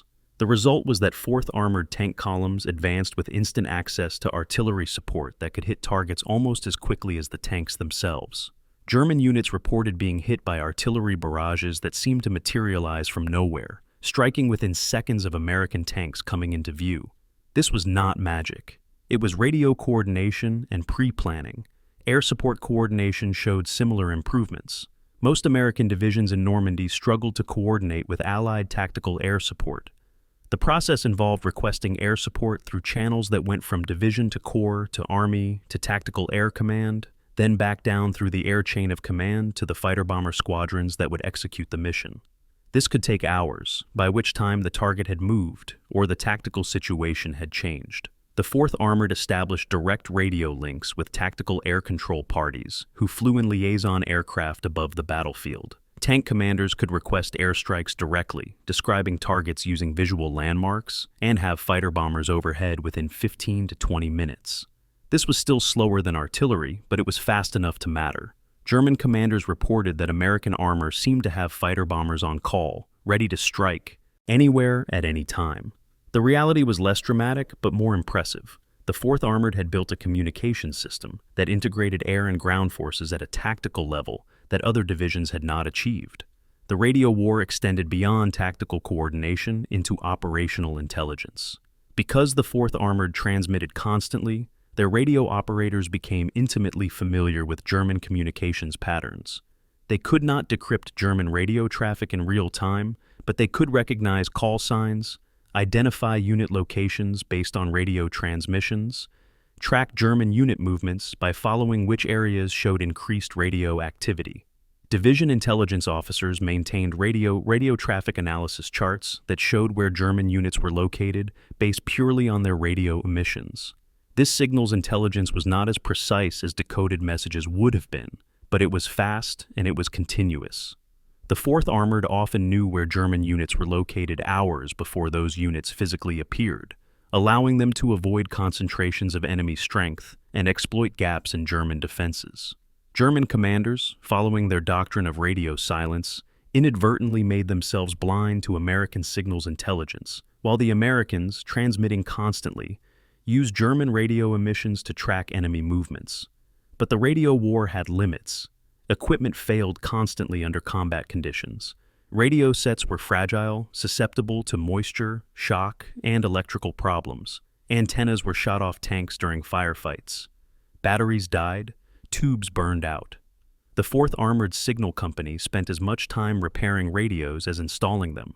Tank crews learned basic radio maintenance, replacing tubes, troubleshooting common problems, jury-rigging repairs using salvaged parts. Even with excellent maintenance, there were times when radio communications failed completely. Heavy terrain blocked signals. German jamming occasionally disrupted frequencies. In those moments, the 4th Armored reverted to older methods. Visual signals, motorcycle couriers, prearranged plans that did not require continuous communication. The difference was that they reverted to these methods temporarily, as emergency backup, not as standard procedure. When radios came back online, coordination resumed at the same aggressive pace. The tactical advantage that radio communications provided cannot be overstated. It allowed the 4th Armored to operate dispersed forces in coordination, attacking from multiple directions simultaneously, concentrating combat power at decisive points without physically concentrating units. It allowed commanders to make decisions based on real-time information rather than hours-old reports. It allowed subordinate units to request support and receive it immediately rather than waiting for higher headquarters to recognize their needs. Most importantly, it allowed the 4th Armored to operate inside the German decision cycle. By the time German commanders received information, made decisions, and issued orders, the 4th Armored had already changed the tactical situation, forcing German commanders to react to situations that were already obsolete. This is what modern military theorists call tempo advantage, the ability to make decisions and execute operations faster than the enemy can respond. The 4th Armored achieved tempo advantage through technology, doctrine, and training. The radios were the technology. The willingness to transmit constantly was the doctrine. The ability to coordinate complex operations through brief radio transmissions was the training. Together, they created a division that fought at a pace German commanders found impossible to counter, not because the Germans lacked courage or skill, but because they lacked the communications infrastructure to react at the same speed. The radio war was invisible to observers watching tank battles, but it determined outcomes more surely than armor thickness or gun caliber ever could. August 15, 1944. Normandy, France. General Wood stands before a map in his command post, drawing lines with a grease pencil. He is about to do something that violates standard military doctrine, split his division into 3 separate forces attacking in different directions. Combat Command A will attack north toward the city of Alençon. Combat Command B will attack northeast toward Ardennes. Combat Command Reserve will hold defensive positions around the town of Sées. The 3 combat commands will operate 30 to 40 miles apart from each other, essentially functioning as independent divisions for the next 72 hours. Wood's staff is nervous. If any of the combat commands encounters serious German resistance, the others will be too far away to provide immediate support. German commanders, seeing 3 separate American forces, might defeat them in detail, concentrating against each one individually. Wood listens to these concerns, nods, and issues the orders anyway. His logic is simple. The Germans do not have enough mobile reserves to stop 3 simultaneous attacks. If they concentrate against one, the other 2 will break through. If they divide their forces to face all three, none will be strong enough to stop any. Speed and simultaneity beat concentration. Prove him wrong. Nobody can. The organizational structure that enabled this operational flexibility was unique to the 4th Armored Division, though other American armored divisions had similar frameworks on paper.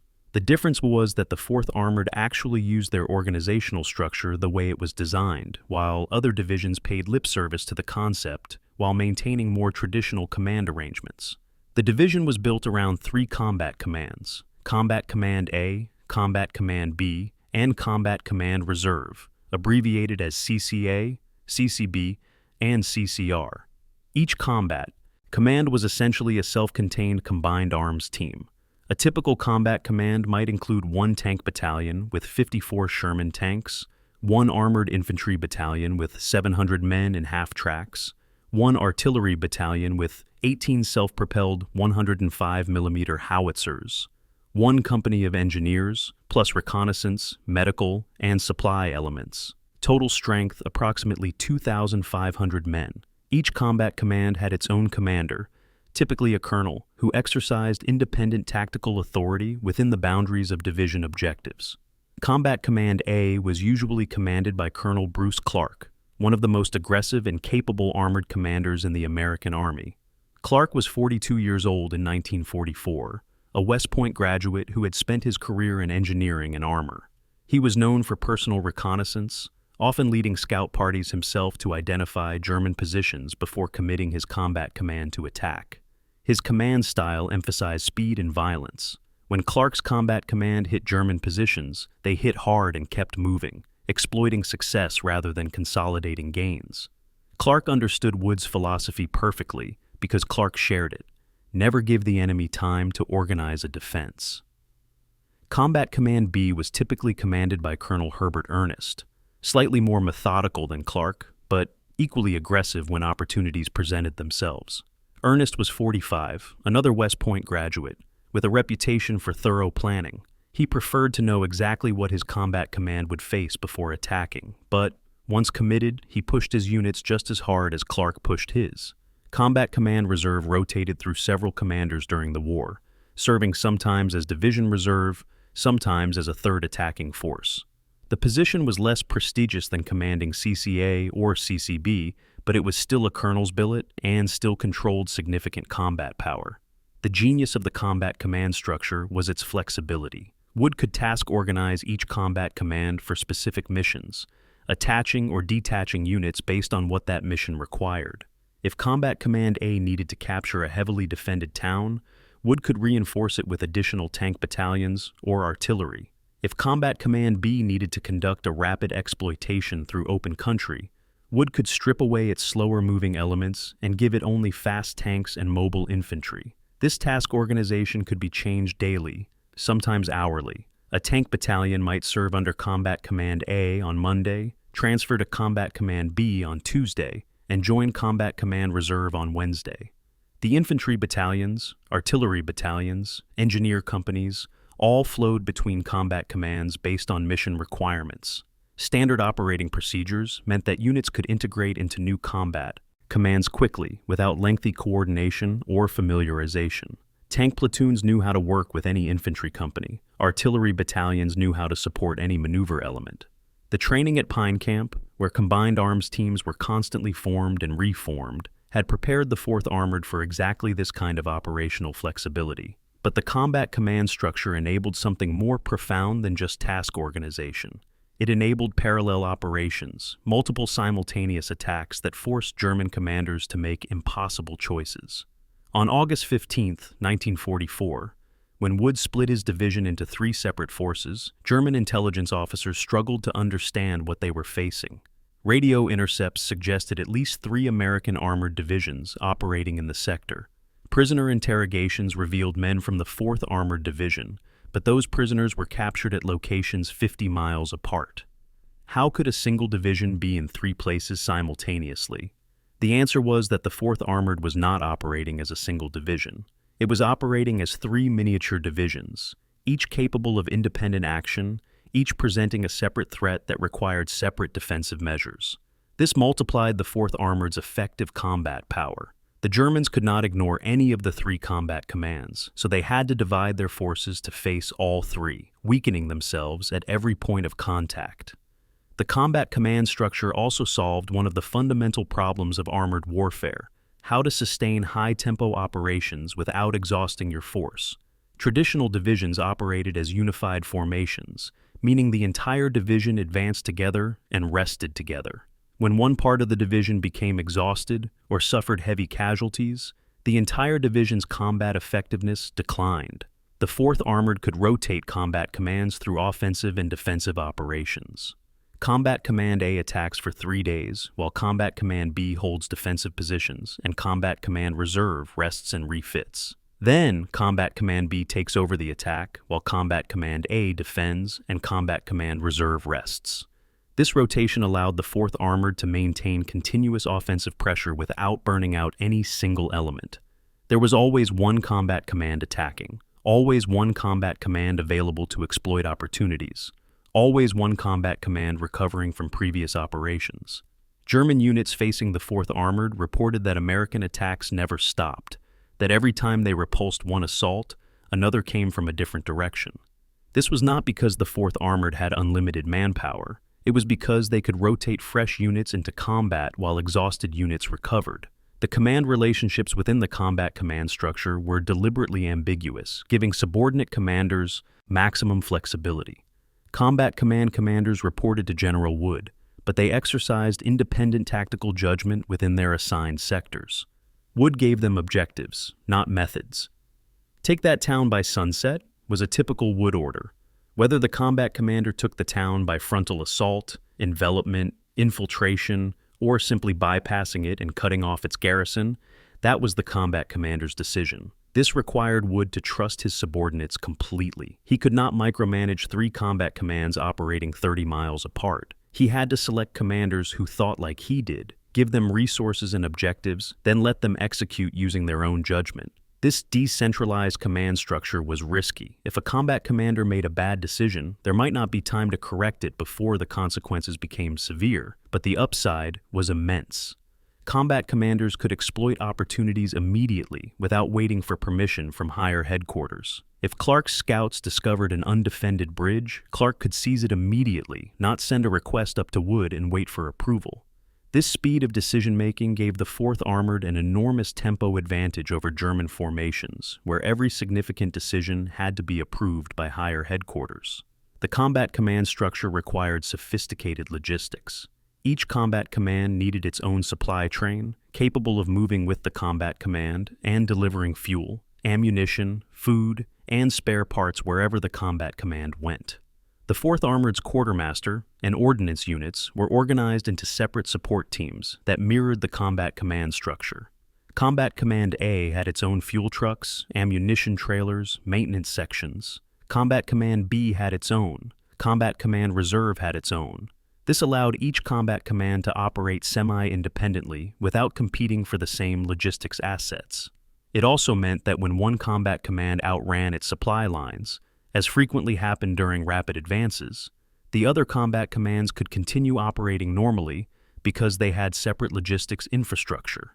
Traditional divisions had centralized logistics, meaning all units drew from the same supply dumps and competed for the same trucks.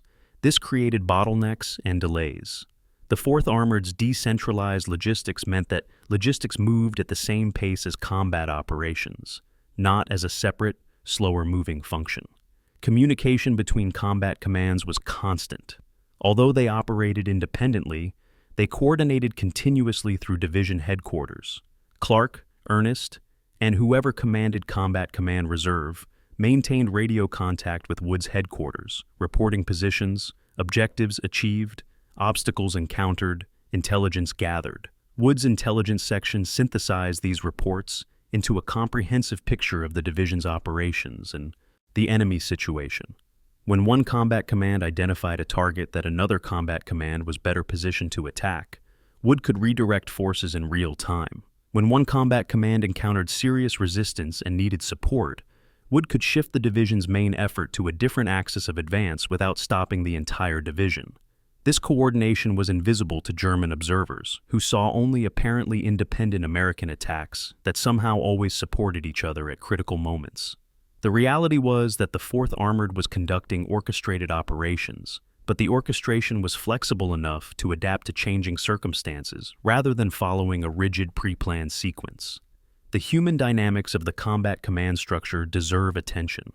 Commanders of combat commands A and B developed intense rivalries, competing to advance furthest, liberate the most towns, destroy the most German equipment.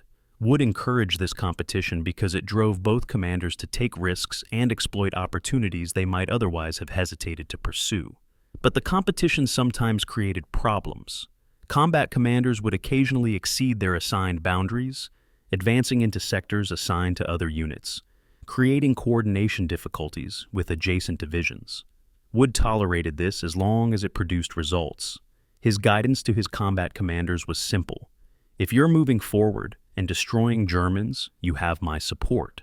If you're making excuses, you'll be relieved. This created a command climate that rewarded aggression and punished caution. It also meant that the 4th Armored's combat commanders were under constant pressure to perform. Some thrived under this pressure, others broke. Wood relieved multiple officers during the war for what he considered inadequate aggression. These relief decisions were sometimes controversial, but they reinforced Wood's priorities: speed, violence, continuous offensive action.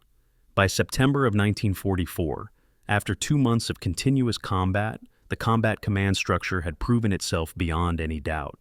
The 4th Armored had advanced further than any other American division while suffering moderate casualties because their organizational flexibility allowed them to avoid strong points, exploit weak points, and maintain offensive pressure without exhausting any single element.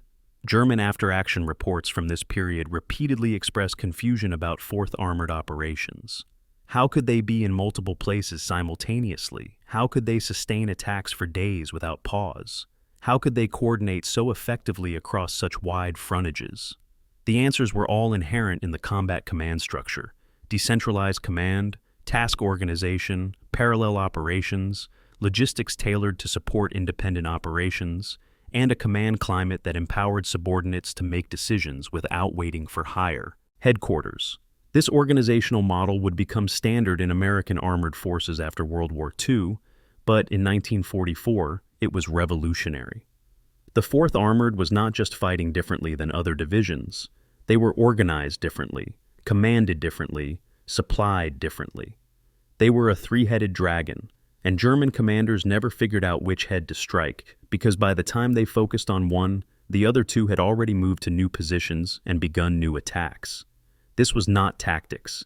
This was organizational design producing operational advantage, and it was about to carry them across France faster than anyone thought possible. July 28, 1944. 1100 hours, Normandy, France. The ground shakes, not from artillery, though artillery is falling. The ground shakes from the weight of 2,000 American bombers that have just finished carpet bombing a 5-mile section of German defensive lines near Coutances. Smoke obscures everything. Craters 20 feet across pock the landscape. German strongpoints that existed 30 minutes ago are now smoking rubble. American infantry divisions are already advancing through the devastation, but they are not the main effort. Behind them, engines idling, sit the Shermans of the 4th Armored Division. They have been waiting in reserve for 6 weeks, training and preparing, while other divisions fought through Normandy's murderous hedgerow country. Now, the wait is over. Colonel Bruce Clark listens to reports on his radio. The German line is broken. Infantry is advancing. The road to Coutances is open. He keys his microphone and transmits one word to his combat command. Go. 2,500 men and 70 tanks surge forward.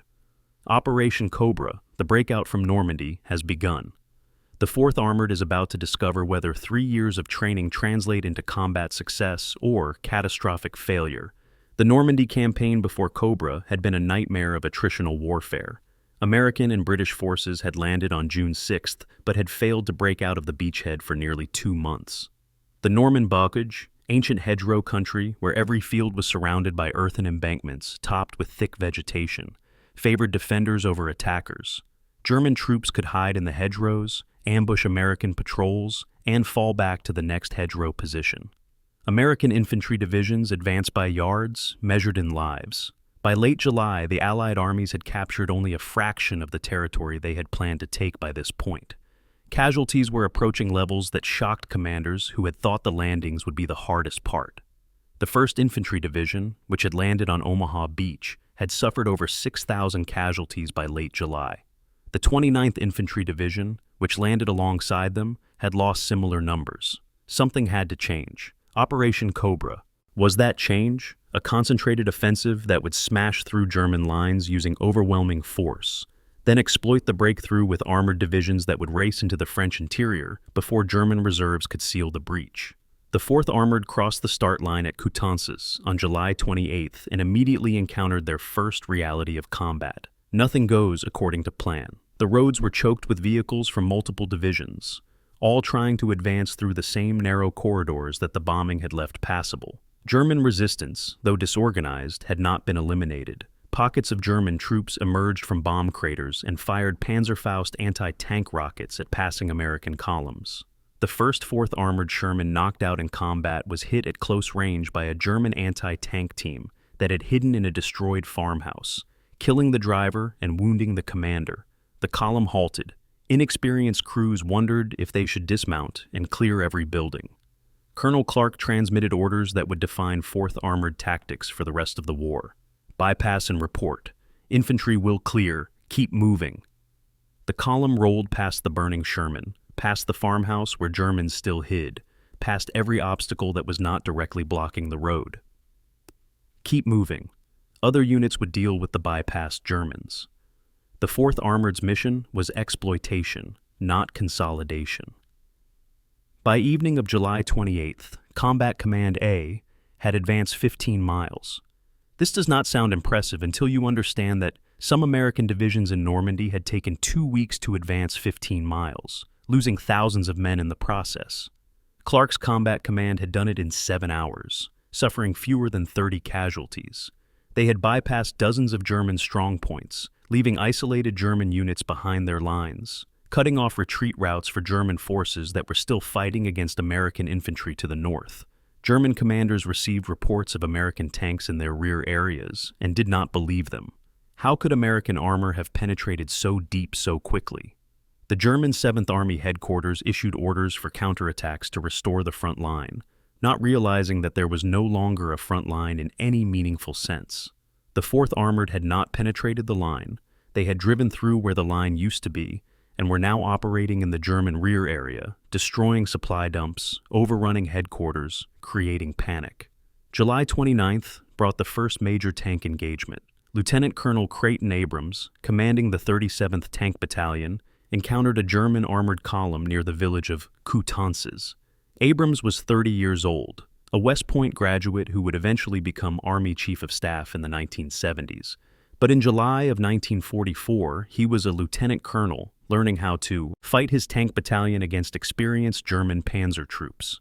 The engagement lasted 20 minutes. Abrams positioned his Shermans on a low ridge, overlooking the road where the German column was moving, achieving complete surprise. His tanks fired first, destroying the lead German vehicles and blocking the column. Artillery that Abrams had already coordinated plastered the stalled German vehicles. When German tanks tried to maneuver off the road, they bogged down in soft ground. Abrams' battalion destroyed 15 German tanks and armored vehicles without losing a single Sherman. This was not because American tanks were superior. This was because Abrams had used terrain, surprise, and coordinated firepower to create a situation where German technical advantages were irrelevant. The engagement lasted 20 minutes. Then Abrams' battalion continued advancing, leaving the wreckage behind. July 30th saw the 4th Armored advance 25 miles, a distance that seemed impossible in hedgerow country. How? They stopped fighting traditional battles. When Combat Command B encountered a German roadblock at Avranches, Colonel Ernest did not attack the roadblock frontally. He sent scouts to find alternate routes, discovered a secondary road that bypassed the German position, and led his entire Combat Command around the obstacle. The Germans at the roadblock reported American tanks approaching, prepared for battle, then watched American vehicles drive past on a parallel road 2 miles away. By the time German commanders realized what had happened and ordered the roadblock troops to pursue, Combat Command B was 10 miles further south, attacking a bridge over the Say River. This was Wood's doctrine in practice. Find them, fix them with minimal force, bypass them, forget them. Let follow-on infantry deal with isolated German positions. The armored spearhead's job was to keep moving. The breakthrough into Brittany came on August 1st. The 4th Armored captured Avranches, a critical crossroads town, then poured through the breach. Brittany was open country compared to the Norman blockade, with fewer hedgerows and better roads. The 4th Armored's speed increased dramatically. August 2nd, advance 18 miles. August 3rd, advance 22 miles. August 4th, capture Rennes, the historic capital of Brittany. The German garrison evacuated hours before the 4th Armored arrived, abandoning supplies and equipment in their haste to escape. French resistance fighters reported that German troops were fleeing south, trying to reach the Atlantic coast ports where they could establish defensive positions. The 4th Armored pursued, not because they were ordered to pursue, but because pursuit was what they had trained to do. Exploit success. Never let the enemy establish a coherent defensive line. Keep moving until German resistance collapsed entirely. The casualties during Operation Cobra were surprisingly light for such aggressive operations. The 4th Armored lost 127 men killed in action, 448 wounded during the week-long offensive. These numbers were remarkably low compared to infantry divisions in the same sector. The 1st Infantry Division, attacking through hedgerows rather than exploiting breakthroughs, lost over 2,000 men during the same period. The lesson was clear. Offensive movement, despite its apparent riskiness, actually reduced casualties by preventing the kind of static, attritional fighting that characterized hedgerow warfare. German forces could not establish effective defensive positions if they were constantly retreating, constantly threatened from unexpected directions, constantly forced to abandon positions because American armor had cut their supply lines. The 4th Armored's aggressive doctrine was proving both tactically successful and surprisingly economical in terms of casualties. By August 5th, 7 days after crossing the start line, the 4th Armored sat 150 miles south of their starting point. They had captured or bypassed over 30 German strong points. They had destroyed hundreds of German vehicles. They had taken thousands of prisoners, though exact numbers were impossible to calculate because the 4th Armored rarely stopped to count. Prisoners were disarmed, pointed toward the rear, and told to walk back to American lines. Some did. Some escaped. The 4th Armored did not care. Their mission was not to process prisoners. Their mission was to destroy German combat power and keep advancing. German 7th Army headquarters, reading reports of American armor appearing in towns 50 miles behind German lines, initially assumed these were reconnaissance raids that would soon withdraw. They did not understand that the 4th Armored was not raiding. They were advancing. There would be no withdrawal. There would be no pause for consolidation. There would only be continuous forward movement until German resistance collapsed entirely or until the 4th Armored ran out of fuel. And since the 4th Armored was capturing German fuel depots as they advanced, they were not running out of fuel anytime soon. The morale boost from Operation Cobra was incalculable. The 4th Armored had entered combat expecting to validate or disprove 3 years of training. They had validated it comprehensively. Wood's aggressive doctrine worked. Clark's and Ernest's combat commands had performed exactly as designed. The Sherman tank, despite its limitations, proved adequate when employed correctly. The radio communications systems allowed coordination at speeds that German commanders could not match. The combined arms training paid dividends every time infantry, tanks, and artillery worked together seamlessly. Most importantly, the men discovered that they could do what their training had promised: move faster, hit harder, and lose fewer men than divisions using conventional tactics. Confidence surged through the division. Soldiers who had been nervous before their first combat now believed they were part of something special. They believed they could advance indefinitely, that no German position could stop them, that the war would be over by Christmas if everyone fought like the 4th Armored. That confidence would carry them through the next 8 months of combat, through battles that would test them in ways that Operation Cobra had not. But in early August of 1944, with Brittany falling and the German 7th Army disintegrating, the 4th Armored believed they were unstoppable. They were about to discover that unstoppable was not the same as invincible. But, for now, they had every reason to believe in their own legend. August 8, 1944. Vannes, Brittany, France. A 4th Armored Sherman rolls into Vannes, a coastal town in southern Brittany, approximately 120 miles from where the division had started 10 days earlier. The tank commander expects to fight through German defenses.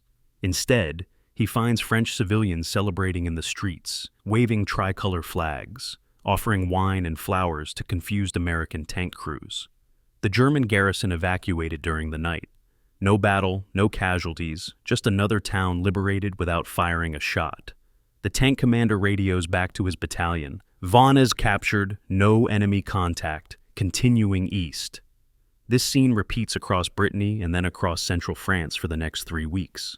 The 4th Armored advances so quickly that German garrisons retreat before engaging, hoping to establish defensive positions further east where they can make a stand. The problem is that the 4th Armored never gives them time to make that stand. By the time German units dig in at one position, American tanks have bypassed them and are attacking the next position. The pursuit becomes a race, not a battle. German troops are running, the 4th Armored is chasing. And every day the distance grows. The operational tempo during August defied everything that military planners thought possible. Military science taught that advancing armies needed time to consolidate gains, establish supply lines, rest exhausted troops, repair damaged equipment. The 4th Armored did none of these things. They advanced continuously, 24 hours a day, with lead elements moving forward while rear elements leapfrogged past them. A tank battalion would advance 20 miles, pause while another battalion passed through their position, then follow behind and advance another 20 miles the next day. This leapfrogging advance maintained momentum without exhausting any single unit. Combat commands rotated roles every 48 to 72 hours. Combat Command A would lead for 2 days, while Combat Command B provided flank security and Combat Command Reserve rested. Then, Combat Command B would take the lead, while Combat Command A moved to. Flank security and Combat Command Reserve took over positions that Combat Command A had been holding. The rotation meant that there was always a fresh Combat Command at the spearhead, always a rested Combat Command ready to exploit unexpected opportunities. The pursuit revealed logistical creativity that later became textbook examples of improvised sustainment. The 4th Armored's official supply line stretched back to the Normandy beaches, over 100 miles by mid-August and growing longer daily. Supply trucks driving that distance required hours, sometimes days, to deliver fuel and ammunition to forward units. The 4th Armored solved this problem by capturing German supplies. Every town they liberated had German fuel dumps, ammunition storage, food warehouses. The 4th Armored's quartermaster units became experts at assessing captured materials for usability. German gasoline worked fine in American tank engines, though it had lower octane ratings. German diesel fuel powered American trucks. German ammunition in common calibers, mainly small arms ammunition, supplemented American supplies. The division even used captured German vehicles, trucks, motorcycles, staff cars, anything with working engines. By late August, approximately 20% of the 4th Armored's transport was captured German equipment. This violated regulations, but solved problems. Wood's response to criticism from higher headquarters was characteristically blunt.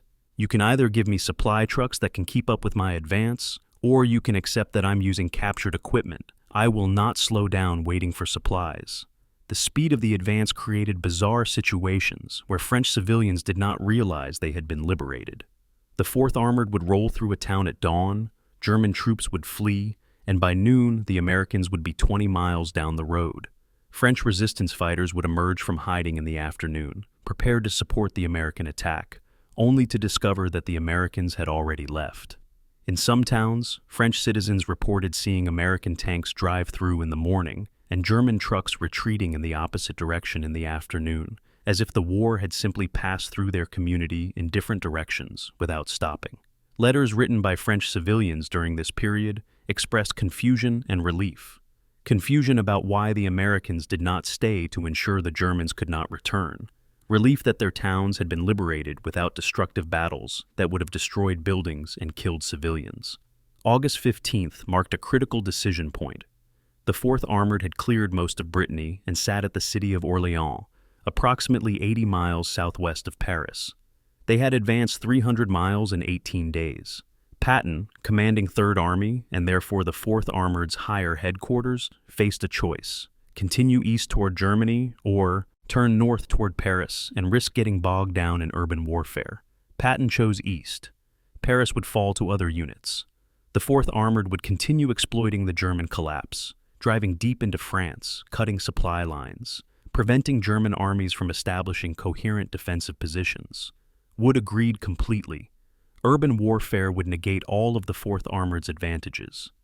Their strength was mobile operations in open country, not fighting block by block through cities. Let infantry divisions take Paris. The 4th Armored would take everything else. The advance from Orléans to the Seine River covered 250 miles in 12 days, an average of over 20 miles per day through continuous combat operations. These statistics feel abstract until you consider what they meant for individual soldiers. Tank crews lived in their vehicles for days at a time, sleeping in shifts, eating cold rations, urinating into empty shell casings because there was no time to stop. Infantry rode on tank decks, clinging to handholds, dozing while the tanks rolled through the night, jerking awake when the column stopped or when they heard gunfire. Maintenance crews performed repairs while vehicles were still moving, mechanics hanging off the sides of half-tracks, replacing parts while their vehicles drove toward the next engagement. Medical personnel treated wounded soldiers in ambulances bouncing along dirt roads because there was no time to establish proper aid stations. The human cost of this operational tempo was exhaustion, stress, and psychological strain that would have broken less trained units. But the 4th Armored held together because their training had prepared them for exactly this kind of continuous operation. The German response to the 4th Armored's advance was chaotic. Wehrmacht units in western France found themselves cut off from supply lines and surrounded by French resistance fighters, who were increasingly active now that German control was collapsing. Some German units tried to retreat east, running directly into 4th Armored roadblocks. Others tried to establish defensive positions, only to be bypassed and surrounded. German 7th Army headquarters issued increasingly frantic orders calling for counterattacks to restore the front line. But these orders were ignored because the units that were supposed to execute them no longer existed as coherent formations. One captured German officer, interrogated in late August, provided a remarkably clear assessment. You cannot defend against an enemy who moves faster than you can organize a defense. We dig in at point A, and you attack point B. We shift forces to point B, and you attack point C. By the time we understand where your main effort is, you have already changed it. This is not warfare. This is pursuit of a fleeing army, and we are the ones fleeing. The liberation of French towns produced scenes of extraordinary emotion. French civilians who had lived under German occupation for 4 years emerged from their homes to greet American soldiers as liberators. Old men wept, women kissed tank commanders. Children climbed on Shermans despite warnings that the armor was hot from running engines. 4th Armored soldiers, many of whom had never left the United States before shipping overseas, found themselves embraced by people who treated them as heroes. The experience was profound for young soldiers who had grown up during the Depression, enlisted for steady pay, and suddenly found themselves liberating a nation. Letters home from this period express wonder at the reception. The French people act like we saved their lives, which I guess we did. They want to give us everything: food, wine, flowers.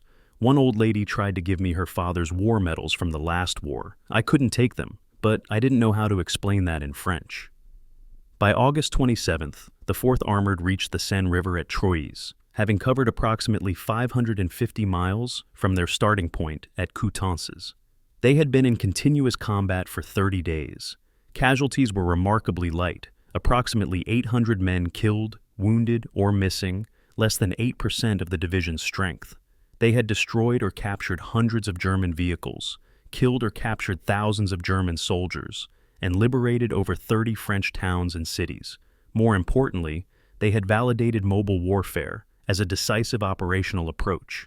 Military theorists would spend decades analyzing the August pursuit, trying to understand how one division could advance so far, so fast, while suffering such moderate casualties. The answers were all embedded in the 4th Armored's training, organization, and doctrine, but those answers would not become clear until later. In August of 1944, What was clear was that the 4th Armored had performed in combat exactly as General Wood had promised they would. They had moved faster and hit harder than any American division in history. The question now was whether they could sustain this performance, whether the physical and psychological strain of continuous operations would eventually break them, or whether they could keep advancing until German resistance collapsed entirely. The next test would come in September, at a place called Ardennes, where the 4th Armored would face not fleeing infantry, but concentrated German armor in the largest tank battle of the Western Front. August had been about pursuit. September would be about fighting. September 19th, 1944. Dawn. Near Ardennes, France. The fog is so thick that tank commanders cannot see 50 yards. Lieutenant Colonel Creighton Abrams stands in the turret of his Sherman, listening. He hears them before he sees them. The distinctive rumble of German tank engines, deeper and heavier than American Shermans. Panther tanks, probably a full battalion, advancing through the fog toward his position. Abrams keys his radio and transmits a single word: wait. His tank battalion sits on a low ridge overlooking open ground, invisible in the fog, guns loaded, engines idling quietly. The German Panthers advance blindly, following a road that runs directly across Abrams' front. The fog begins to lift slightly. Abrams can now see dark shapes moving, the angular silhouettes of Panthers emerging from the mist.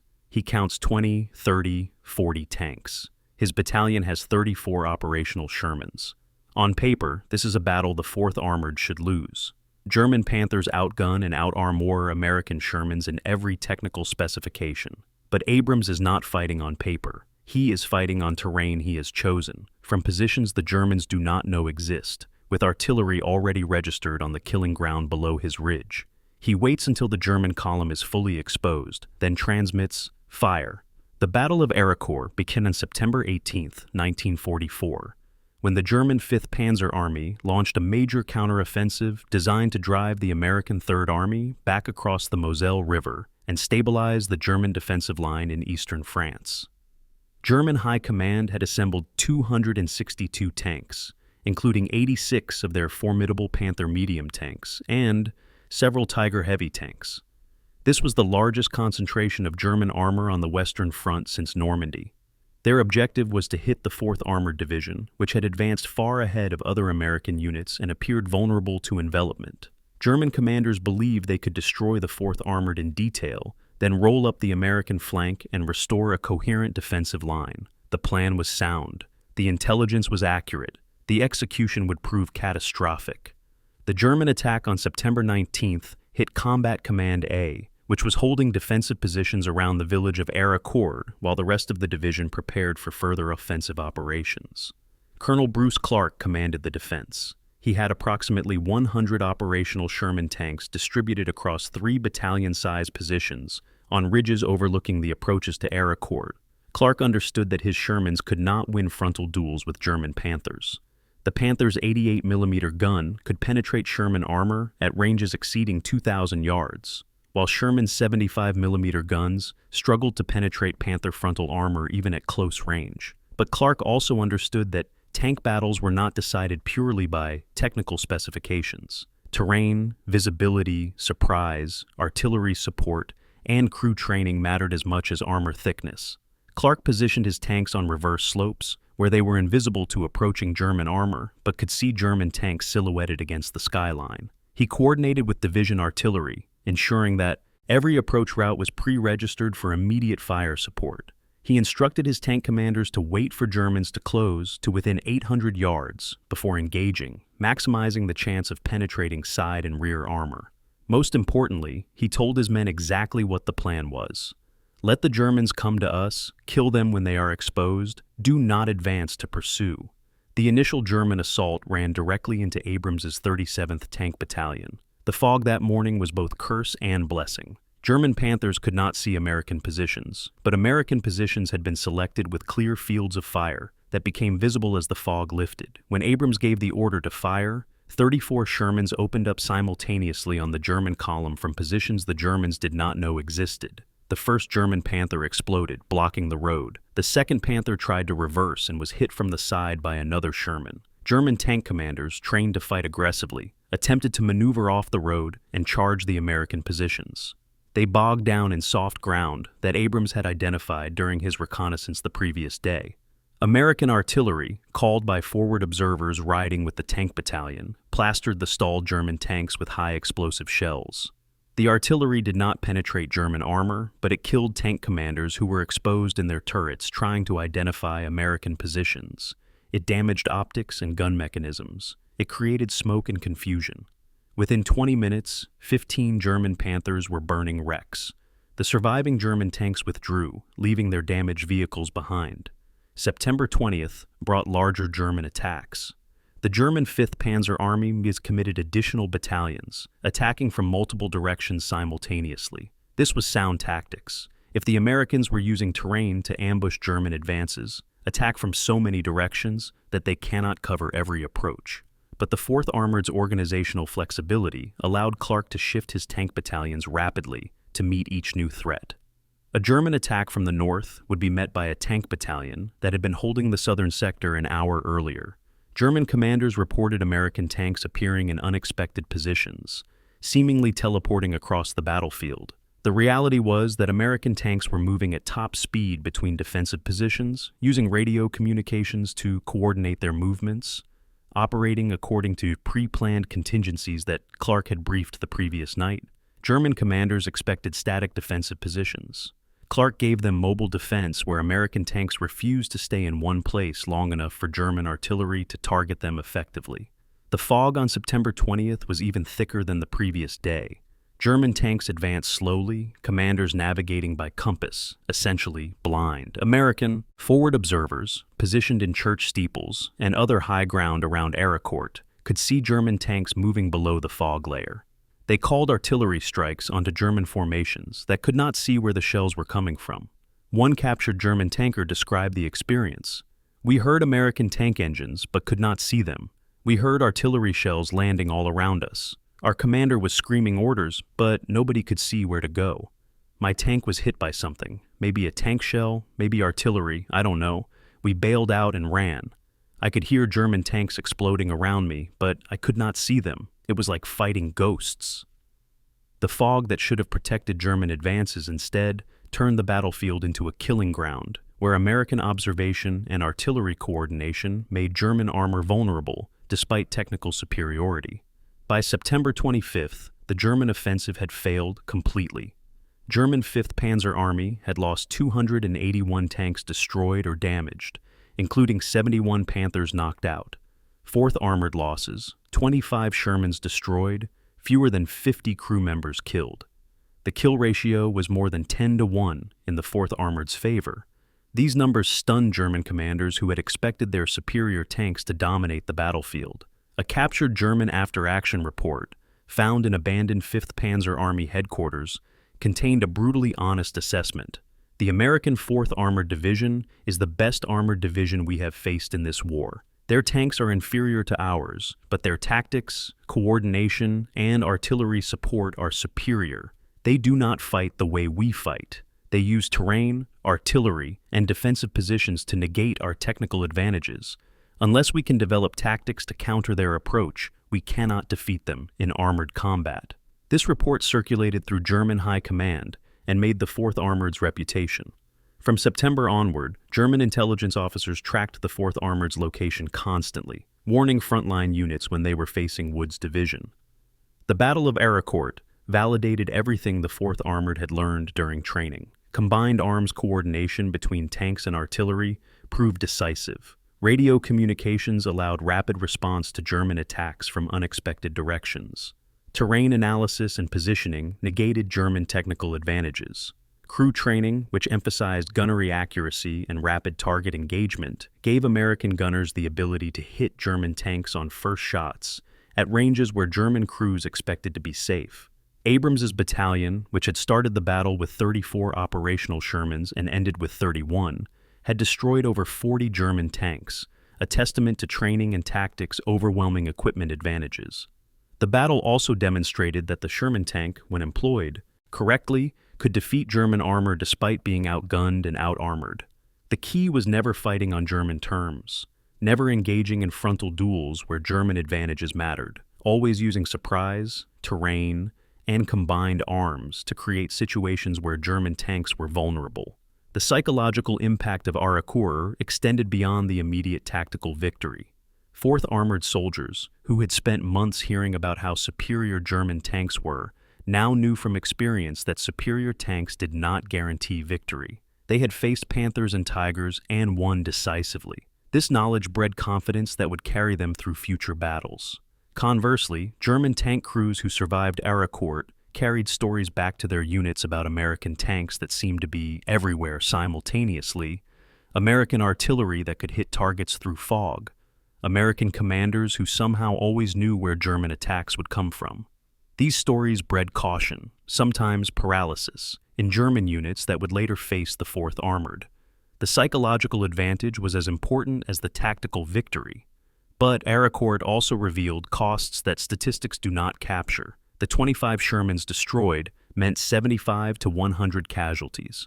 Crew members killed instantly when armor-piercing rounds penetrated their tanks. Crew members burned when gasoline engines ignited.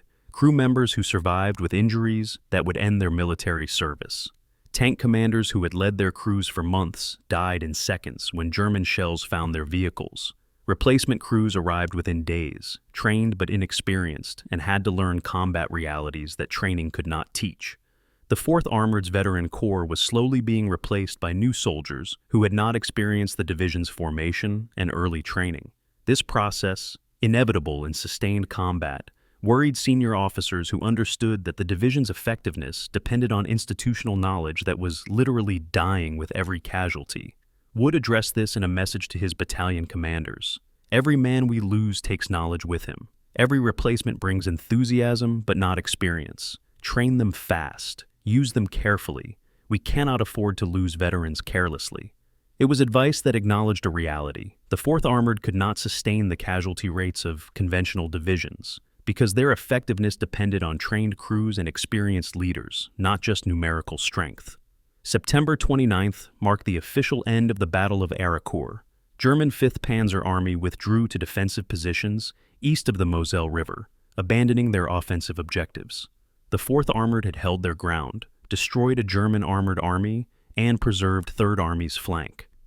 They had also established themselves as the premier American armored division in the European theater. Patton, visiting Clark's headquarters after the battle, reportedly told Clark, "You just fought the greatest tank battle of the war, and nobody in America will ever hear about it." Patton was right. Ardennes never captured public imagination the way Bastogne would 2 months later. There were no surrounded paratroopers to rescue, no dramatic siege, no heartwarming story of relief arriving at the last moment. There was just professional, methodical destruction of German armor by American crews who were better trained, better coordinated, and better led. Military historians would later recognize Ardennes as the largest tank battle on the Western Front and one of the most lopsided victories in armored warfare history. But in September of 1944, it was just another battle, another validation of 4th Armored Doctrine, another step on the road toward Germany. The division paused briefly to absorb replacements and repair damaged vehicles, then continued advancing. The war was not over. Ardennes had proven the 4th Armored could defend. The next test would prove whether they could sustain offensive operations through winter into Germany itself, against increasingly desperate German resistance. December 19th, 1944. 3 o'clock in the afternoon. Luxembourg. General George Patton stands before a map showing the German breakthrough in Belgium. 3 days ago, on December 16th, the German army launched a massive surprise offensive through the Ardennes forest, breaking through American defensive lines and driving west toward the Meuse River. An entire American Army Corps has been shattered. The 101st Airborne Division sits surrounded at a crossroads town called Bastogne, cut off from supply, running low on ammunition, vastly outnumbered. Eisenhower, Supreme Allied Commander, has called an emergency meeting. He needs 3rd Army to attack north immediately, to relieve Bastogne and blunt the German offensive. The problem is that 3rd Army is currently attacking east, toward Germany, turning 90 degrees north, reorganizing 3 full divisions, and attacking into the teeth of the strongest German offensive since Normandy would take most commanders 2 weeks. Eisenhower asks Patton how soon 3rd Army can attack. Patton, without hesitation, answers, December 22nd, 48 hours. The room goes silent. Officers present think Patton is joking or insane. Reorganizing divisions takes time. Planning attacks takes time. 48 hours is impossible. Patton turns to his operations officer. Call General Gaffey. Tell him the 4th Armored turns north immediately. They have one mission: get to Bastogne. The situation at Bastogne was desperate, but not yet hopeless. The 101st Airborne, reinforced with tank destroyer battalions and artillery, had approximately 12,000 men surrounded by German forces estimated at 40,000 to 50,000. The Germans had demanded surrender. Brigadier General Anthony McAuliffe, acting commander of the 101st, had responded with one word: nuts. Now the Germans were tightening the siege, bringing up artillery, preparing to overrun the American positions. Weather was brutally cold, temperatures dropping to -10 degrees Fahrenheit.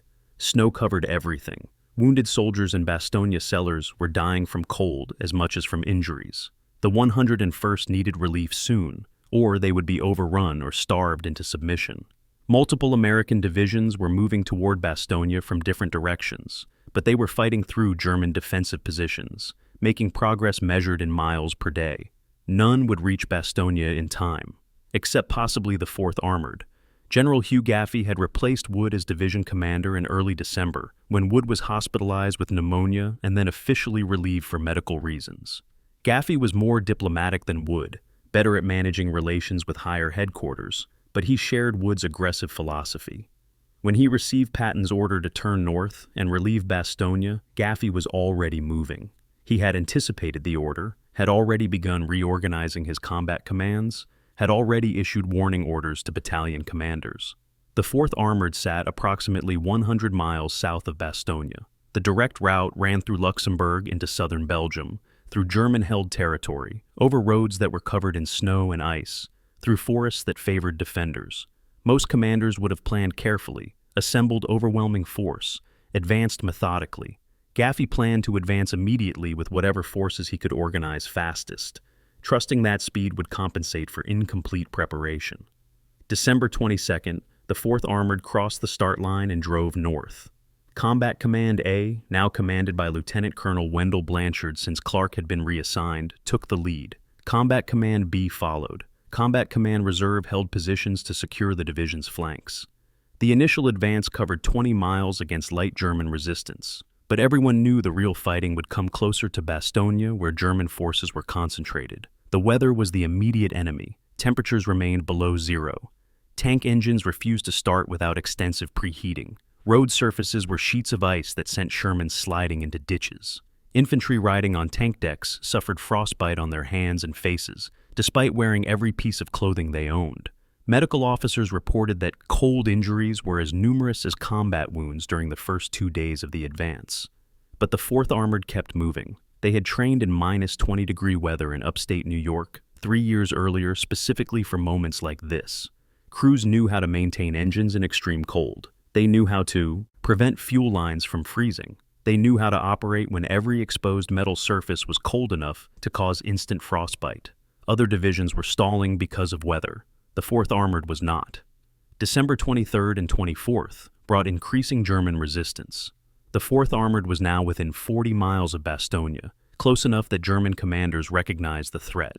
They shifted forces to block the American advance, establishing roadblocks, mining approach routes, positioning anti-tank guns in villages along the 4th Armored's route.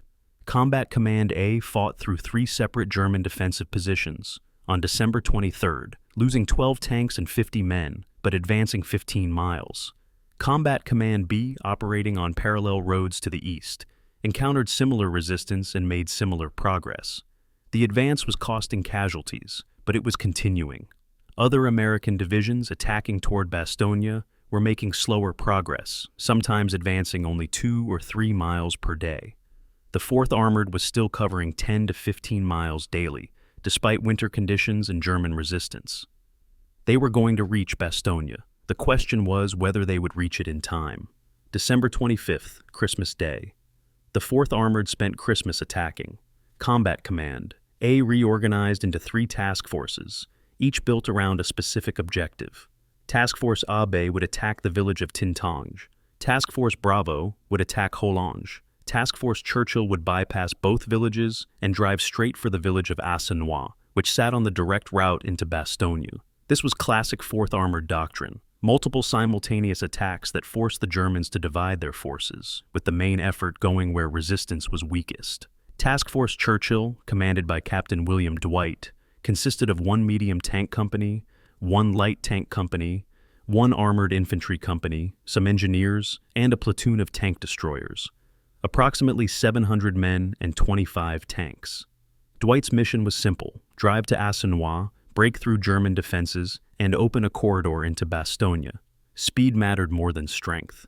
If Dwight waited for reinforcements, the 101st Airborne might not survive another day. December 26th, 4:30 in the afternoon. Task Force Churchill approached Assenois from the south. The village sat on a low ridge overlooking the road into Bastogne. German troops occupied stone buildings that provided excellent defensive positions. Dwight could try to methodically clear the village, which would take hours and cost heavy casualties, or he could charge straight through and accept losses but maintain momentum. He chose the latter. His tanks formed a column and accelerated toward the village at top speed, 25 miles per hour, infantry clinging to tank decks, machine guns firing continuously at German positions. German anti-tank guns opened fire at close range. The lead Sherman exploded, blocking part of the road. The second Sherman pushed the wreck aside and kept moving. German infantry emerged from buildings with Panzerfausts. American infantry, riding on tank decks, shot them down before they could fire. The column crashed through the village in 10 minutes of chaos, losing 4 tanks and 20 men, but emerging on the north side with momentum intact. Ahead, 3 miles away, sat Bastogne. 4:50 in the afternoon, December 26, 1944. A Sherman from Task Force Churchill crashes through the final German roadblock and enters Bastogne's perimeter. The tank commander, Lieutenant Charles Boggess, radios back to Dwight. "We're in." Inside Bastogne, soldiers of the 101st Airborne stare in disbelief at American tanks rolling through their defensive positions. Someone shouts, "Who are you guys?" Boggess climbs out of his tank and replies, "4th Armored Division, sorry we're late." A 101st paratrooper laughs and says, "You're not late. We weren't expecting anyone for a week." The siege of Bastogne is broken. The corridor is narrow, only 200 yards wide in places, vulnerable to German counterattacks, but it exists. 4th Armored supply trucks immediately begin rolling into Bastogne, carrying ammunition, medical supplies, food. The 101st Airborne has been saved. The relief of Bastogne became the defining moment of the 4th Armored Division's history, overshadowing even Haricourt or the pursuit across France. It captured public imagination in ways that technical victories could not. The story had everything: desperate defenders, impossible mission, Christmas drama, last-minute rescue. American newspapers published accounts under headlines like "4th Armored Saves Surrounded Paratroopers" and "Patton's Ghost Division Breaks Bastogne Siege." The 4th Armored became famous overnight, though their fame was paradoxical. Everyone had heard of Bastogne and the 101st Airborne. Fewer people remembered which division had actually broken the siege. The paratroopers at Bastogne became symbols of American determination. The 4th Armored remained relatively unknown, despite having performed the more difficult mission. This would become a pattern. The 4th Armored did the work that enabled others to become famous, but the 4th Armored themselves remained in the background, known primarily to military historians and veterans. The cost of the relief operation was significant, but not catastrophic.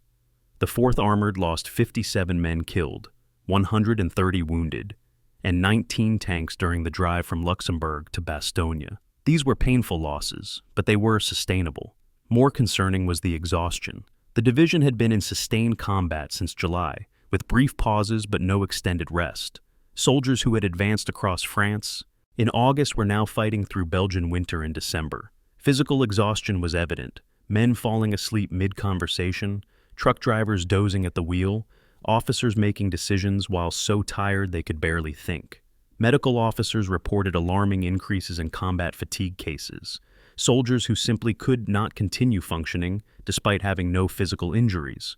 The 4th Armored had proven they could reach Bastogne in time, but the relief operation raised questions about whether they could sustain this operational tempo indefinitely, or whether continuous operations since July would eventually break the division psychologically, if not physically. Patton visited the 4th Armored on December 27th, the day after the relief. He gathered officers and told them, "You have just completed one of the most remarkable operations in American military history. 100 miles through enemy territory in winter conditions, breaking a siege that everyone else thought was impossible to break in the time available. I chose you for this mission because I knew no other division could do it." Then he added something that veterans remembered decades later. "Now, rest for 24 hours. Then we continue attacking." There would be no extended rest, no rotation to rear areas, no pause to absorb replacements and retrain. The 4th Armored would fight through January, February, and March, attacking continuously, because Patton and Eisenhower believed the division was too valuable to take out of line. The relief of Bastogne proved the 4th Armored's capabilities. It also ensured they would never stop fighting until the war ended. Success bred more missions, more expectations, more pressure. The 4th Armored had become victims of their own excellence. They were so effective that higher headquarters could not afford to rest them. This would drive them forward through the next 4 months, through battles that would test them more severely than anything they had yet encountered, all the way into Czechoslovakia and the end of the war. But in December of 1944, standing in the snow at Bastogne, having just completed an impossible mission, they believed they could do anything. They were about to discover that anything had limits. January 15th, 1945, Alsace, France. Snow falls steadily on a 4th Armored column halted on a muddy road. Tank engines idle, burning precious fuel just to stay warm. Ahead, somewhere in the Vosges mountain foothills, German forces hold defensive positions in terrain that negates every advantage the 4th Armored normally exploits. No open ground for maneuver, no roads for rapid advance, just snow-covered forests where tanks bog down in mud and infantry has to attack on foot through knee-deep snow. A replacement soldier, arrived from the States 3 days ago, asks a veteran sergeant why they are not moving. The sergeant laughs without humor. "Welcome to Colmar. This is where fast divisions come to die slowly." The sergeant is exaggerating, but only slightly. The 4th Armored Division, built for mobile warfare, is about to spend 3 weeks fighting the kind of attritional battle that their entire doctrine was designed to avoid. It will be the hardest 3 weeks of their war, and it will raise questions about whether aggressive mobile warfare can work everywhere, or whether some battles simply require grinding through enemy defenses regardless of doctrine. The Colmar pocket was a German-held salient west of the Rhine River, approximately 850 square miles of territory that the German 19th Army had managed to hold, despite Allied advances on both sides. The pocket existed because German commanders recognized its strategic value. As long as they held Colmar, they controlled bridges across the Rhine and threatened the southern flank of Allied forces advancing into Germany. Eisenhower wanted the pocket eliminated before spring offensives began. The mission fell to French and American forces, including the 4th Armored Division. On paper, this was a straightforward assignment: attack German defensive positions, push them back across the Rhine, eliminate the salient. In practice, it would become a nightmare. The terrain was everything the 4th Armored's doctrine said to avoid. The Vosges Mountains, while not true alpine peaks, were heavily forested hills with steep slopes, narrow valleys, and road networks that channeled movement into predictable corridors easily defended by determined troops. Winter weather made everything worse. Temperatures remained below freezing continuously. Snow accumulated to depths that stopped vehicles and slowed infantry to exhaustion. Rivers were swollen with snowmelt, making fords impassable and bridges critical choke points. Sherman tanks, designed for operations in open country, were nearly useless in mountain forests. They could not maneuver off roads without bogging down. Their guns could not elevate sufficiently to engage targets on hillsides above them. Their thin armor was vulnerable to German infantry with Panzerfausts hiding in forests. The 4th Armored's advantages, speed, maneuver, radio coordination, combined arms integration, meant nothing when movement was restricted to single-file columns on icy mountain roads. The first attacks began on January 15th and accomplished almost nothing. Combat Command A advanced 3 miles in 2 days, losing 8 tanks and 120 men to German anti-tank guns positioned in villages that had to be cleared building by building. Combat Command B, attacking on a parallel axis, made similar progress at similar costs. This was the kind of fighting that infantry divisions had been conducting in Italy for over a year. Slow, methodical, casualty-intensive advances where every village was a fortress and every forest concealed German positions. The 4th Armored was not trained for this kind of warfare. Their strength was exploitation, not siege warfare. Yet here they were, attacking prepared defensive positions in terrain that nullified their mobility, suffering casualties at rates they had not experienced since entering combat. The psychological impact was immediate and severe. Soldiers who had advanced across France, who had broken the siege at Bastogne, who believed they were part of an unstoppable division, suddenly found themselves pinned down by German machine gun fire in forests where their tanks could not follow. Infantry squads that normally advanced with tank support were attacking on foot, wading through snow, being cut down by German fire from positions they could not see. Tank crews that normally operated with aggressive mobility sat in their vehicles on roads, unable to maneuver, waiting for engineers to clear mines or for infantry to secure hills overlooking the road. The waiting was harder than fighting. Crews who were used to constant movement sat idle for hours, exposed to German artillery that could hit stationary targets with precision. Morale plummeted. Medical officers began reporting increased cases of combat fatigue. Soldiers who refused to leave their foxholes, who claimed they could not continue, who showed no physical injuries but were psychologically unable to function. January 20th brought a temporary breakthrough. Combat Command B found a gap in German defenses and advanced 8 miles in a single day, momentarily reverting to the kind of mobile operations the 4th Armored excelled at.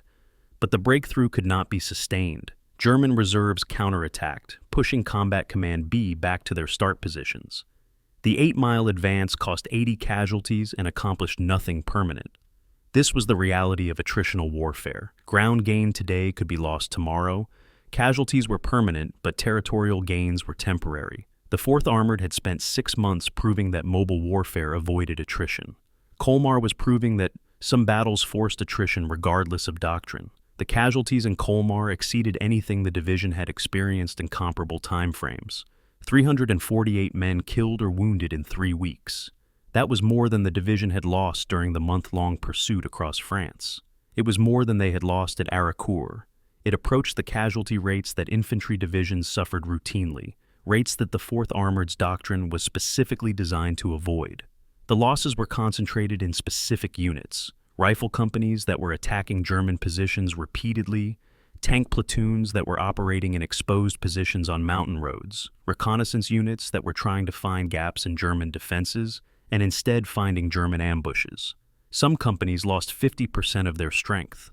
Battalion commanders were requesting replacements faster than the replacement system could provide them. The division was bleeding. The replacements who arrived were poorly prepared for the conditions they encountered. Most had completed basic training in the United States, maybe some advanced training at replacement depots in Europe, but none had trained in winter mountain warfare. They arrived at frontline units wearing summer uniforms because winter clothing was in short supply. They did not know their squad mates. They did not understand 4th Armored tactics. They were thrown into combat situations where experienced soldiers were struggling to survive, expected to perform jobs they had not been trained for, in terrain nobody in the division had experience with. Some replacements performed admirably, learning quickly, adapting to the chaos. Others broke down within days, overwhelmed by circumstances that no amount of basic training had prepared them for. The veteran core of the division, soldiers who had been with the 4th Armored since Pine Camp in 1941, watched replacements arrive and die, and understood that the division they had built was being slowly transformed into something different. The institutional knowledge, the shared experience, the unspoken understanding that had made the 4th Armored effective was being diluted with every casualty and every replacement. By early February, the 4th Armored was withdrawn from the Colmar operation and given 2 weeks of rest. It was the first extended rest period since they had entered combat in July. 7 months of continuous operations without pause. The rest was desperately needed but insufficient. 2 weeks allowed time to absorb replacements, repair equipment, and catch up on sleep, but it did not address the deeper exhaustion that came from 7 months of sustained combat. Psychological casualties, soldiers diagnosed with combat fatigue and sent to rear area hospitals, numbered in the hundreds. These were not cowards or malingerers. These were soldiers who had fought through France, survived Bastogne, endured Colmar, and simply could not continue. Their nervous systems had been subjected to more stress than human beings were designed to handle.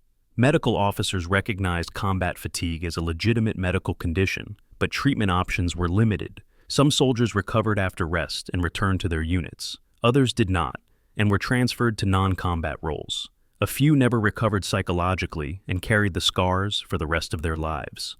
The Colmar operation, though tactically limited in scope, provided lessons that the 4th Armored would apply during the final months of the war. The primary lesson was humility. Mobile warfare doctrine worked brilliantly in appropriate terrain against disorganized opposition, but it was not a universal solution. Some situations required accepting attrition, grinding through enemy defenses, and suffering casualties that doctrine suggested could be avoided. The 4th Armored had spent 3 years, developing a doctrine based on speed and maneuver. Colmar proved that doctrine had limits. Recognizing those limits, understanding when to apply aggressive mobile tactics and when to fall back on conventional methods, became part of the division's institutional knowledge. It was knowledge purchased at high cost, but it made the division more effective in the varied terrain they would encounter during the final drive into Germany. The rest period in February also forced the division to confront uncomfortable questions about sustainability. The 4th Armored had been in combat for 7 months. The war would likely continue for several more months, possibly into summer or autumn of 1945. Could the division sustain operations for another 6 months? The casualty rates from Colmar suggested they could not. Something had to change. Either the division needed more extensive rest periods, or operational tempo needed to decrease, or missions needed to be selected more carefully to avoid situations like Colmar, where the 4th Armored's advantages were nullified. General Gaffey raised these concerns with Patton, arguing that the 4th Armored was being worn down by continuous employment without adequate recovery time. Patton acknowledged the concerns but could not act on them. The 4th Armored was too valuable. 3rd Army had no other division that could perform as effectively. Until the war ended, the 4th Armored would continue being assigned critical missions. Rest when possible, fight when necessary, hope the war ended before the division broke. It was not a satisfying answer, but it was the only answer available. February 15th marked the official end of the Colmar operation. The German 19th Army withdrew across the Rhine, eliminating the pocket. Allied forces consolidated control of the west bank of the Rhine River. The strategic objective had been achieved. The 4th Armored's role in achieving that objective had been significant but costly. They had proven they could fight in conditions that negated their advantages, but they had also proven that such fighting extracted costs that mobile warfare avoided. The lesson would shape operations during March and April as the 4th Armored crossed the Rhine and drove into Germany. Never again would they allow themselves to be committed to attritional battles where their mobility did not matter. They would insist on missions that exploited their strengths, and if that meant bypassing strong points, leaving them for infantry divisions to reduce, accepting criticism for avoiding hard fights, so be it. The 4th Armored had learned in Colmar that proving you can do something does not mean you should do it. Mobile warfare was not cowardice or avoidance. It was doctrine designed to win wars while minimizing casualties. Colmar had reminded them why that doctrine mattered. They would not forget the lesson. December 1st, 1944. Hospital, Luxembourg City, General. John Shirley Wood lies in a military hospital bed, connected to oxygen, running a fever of 102 degrees. Pneumonia, the doctors say, caused by exhaustion, stress, months of sleeping 3 to 4 hours per night, operating in brutal weather conditions, refusing to take care of himself because the division needed him. Patton visits and sits beside the bed. They talk about Bastogne, about the relief operation that Wood will not be able to command because he can barely breathe. Patton says something Wood has been expecting for weeks. "John, you've done enough. It's time to rest. You built the finest division in the Army. Now let someone else lead it for a while." Wood does not argue. He understands what Patton is really saying. You are being relieved, not temporarily, but permanently, because you have pushed yourself beyond sustainable limits, and you have pushed the Army's patience beyond sustainable limits. Wood closes his eyes and says, "The division doesn't need me anymore. That was always the point." He built a system that could function without him. Now he will discover whether that system survives his absence. Wood's relief from command was officially attributed to medical reasons, and the medical reasons were real. Pneumonia at age 54 could be fatal in 1944, before antibiotics were widely available. Wood genuinely needed rest and medical treatment, but the medical reasons provided convenient cover for deeper institutional tensions that had been building throughout the 4th Armored's combat operations. Wood had clashed repeatedly with 3rd Army staff officers over boundaries, coordination with adjacent divisions, and willingness to follow specific tactical instructions. Multiple times, Wood had exceeded his assigned operational boundaries, advancing into sectors assigned to other divisions, creating coordination problems that annoyed higher headquarters. When confronted, Wood's response was always the same. His mission was to destroy Germans and exploit opportunities, not to respect arbitrary boundary lines drawn on maps. If adjacent divisions could not keep up, that was their problem, not his. The tensions reflected fundamentally different philosophies about command and control. 3rd Army staff officers believed divisions should operate within assigned sectors, coordinate carefully with adjacent units, and follow operational plans that higher headquarters had developed. This approach emphasized predictability and coordination, reducing the risk of friendly fire incidents or gaps in the defensive line. Wood believed divisions should be given objectives and allowed to achieve those objectives using their own methods, even if that meant deviating from plans or exceeding boundaries. This approach emphasized initiative and exploitation of opportunities, accepting coordination risks in exchange for operational flexibility. Both philosophies had merit. The problem was that they were incompatible. 3rd Army staff wanted predictability. Wood delivered results, but not predictability. Something had to give. Wood's personality made conflicts inevitable. He was intellectually certain that his approach to armored warfare was correct, and he had 7 months of combat success to prove it. This certainty made him impatient with officers who questioned his methods or suggested alternative approaches. He could be condescending in meetings, dismissing concerns from staff officers who had not commanded troops in combat. He rarely attended social functions, preferring to work in his command post rather than build relationships with peers. He had no political skills and no interest in developing them. For Wood, war was a technical problem to be solved through analysis and execution, not a social endeavor requiring relationship management. This attitude worked as long as Wood delivered results. When results came with friction, higher headquarters began questioning whether Wood's effectiveness justified the coordination problems he created. The specific incident that sealed Wood's fate occurred in late November during operations in Lorraine. Wood's division advanced 15 miles beyond their assigned objective, capturing a bridge over the Saar River that was technically in another division's sector. The bridge capture was tactically valuable, preventing German forces from escaping across the river, but it also created problems. The adjacent division had been planning artillery strikes on that bridge, which would have killed 4th Armored soldiers if the strikes had gone forward. The 4th Armored's radio operators had not informed adjacent units that they were operating in their sector, creating confusion and near fratricide. 3rd Army Chief of Staff called Wood personally and ordered him to withdraw back to his assigned boundary. Wood refused, arguing that surrendering the bridge would allow Germans to escape. The Chief of Staff then ordered Wood to at least coordinate with the adjacent division. Wood said he would coordinate when he had time. The conversation ended with both officers frustrated. Patton, caught between his effective division commander and his angry staff officers, made a pragmatic decision. Wood had built the 4th Armored into the best division in 3rd Army, but Wood's health was failing, his conflicts with staff were increasing, and his usefulness was beginning to be outweighed by the friction he created. The pneumonia diagnosis provided an opportunity to resolve the situation without public controversy. Wood would be relieved for medical reasons, assigned to another division once he recovered, and replaced with a commander who could maintain the 4th Armored's effectiveness while managing relationships with higher headquarters more effectively. It was not a punishment. Wood would receive no negative fitness reports. But it was an ending. Wood had commanded the 4th Armored for 30 months, from activation through training through 7 months of combat. Now someone else would command them through the final 5 months of the war. Brigadier General Hugh Gaffey assumed command on December 8, 1944, 11 days before the Bastogne mission. Gaffey was 51 years old, a West Point graduate, an experienced staff officer who had served as Patton's chief of staff before taking division command.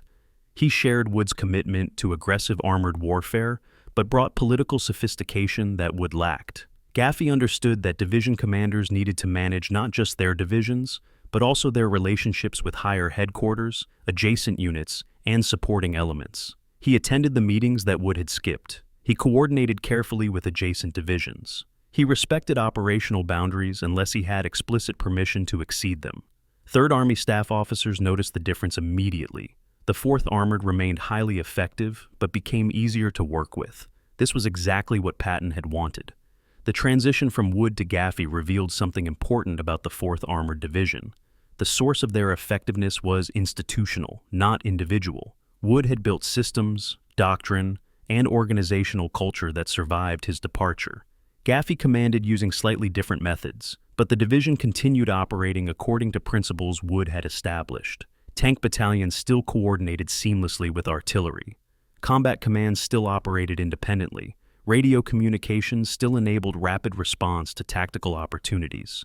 Maintenance crews still kept operational readiness above 90%. The 4th Armored's effectiveness did not depend on Wood personally. It depended on the division Wood had built. This was both Wood's greatest success and his personal tragedy. His success meant he had created a division that would continue excelling without him. His tragedy was that the same army that benefited from his creation could not accommodate the man who created it. Wood's post-relief career was anticlimactic. He recovered from pneumonia, returned to duty in April 1945, and commanded the 79th Infantry Division during the final weeks of the war. The 79th was a capable division, but not an elite one.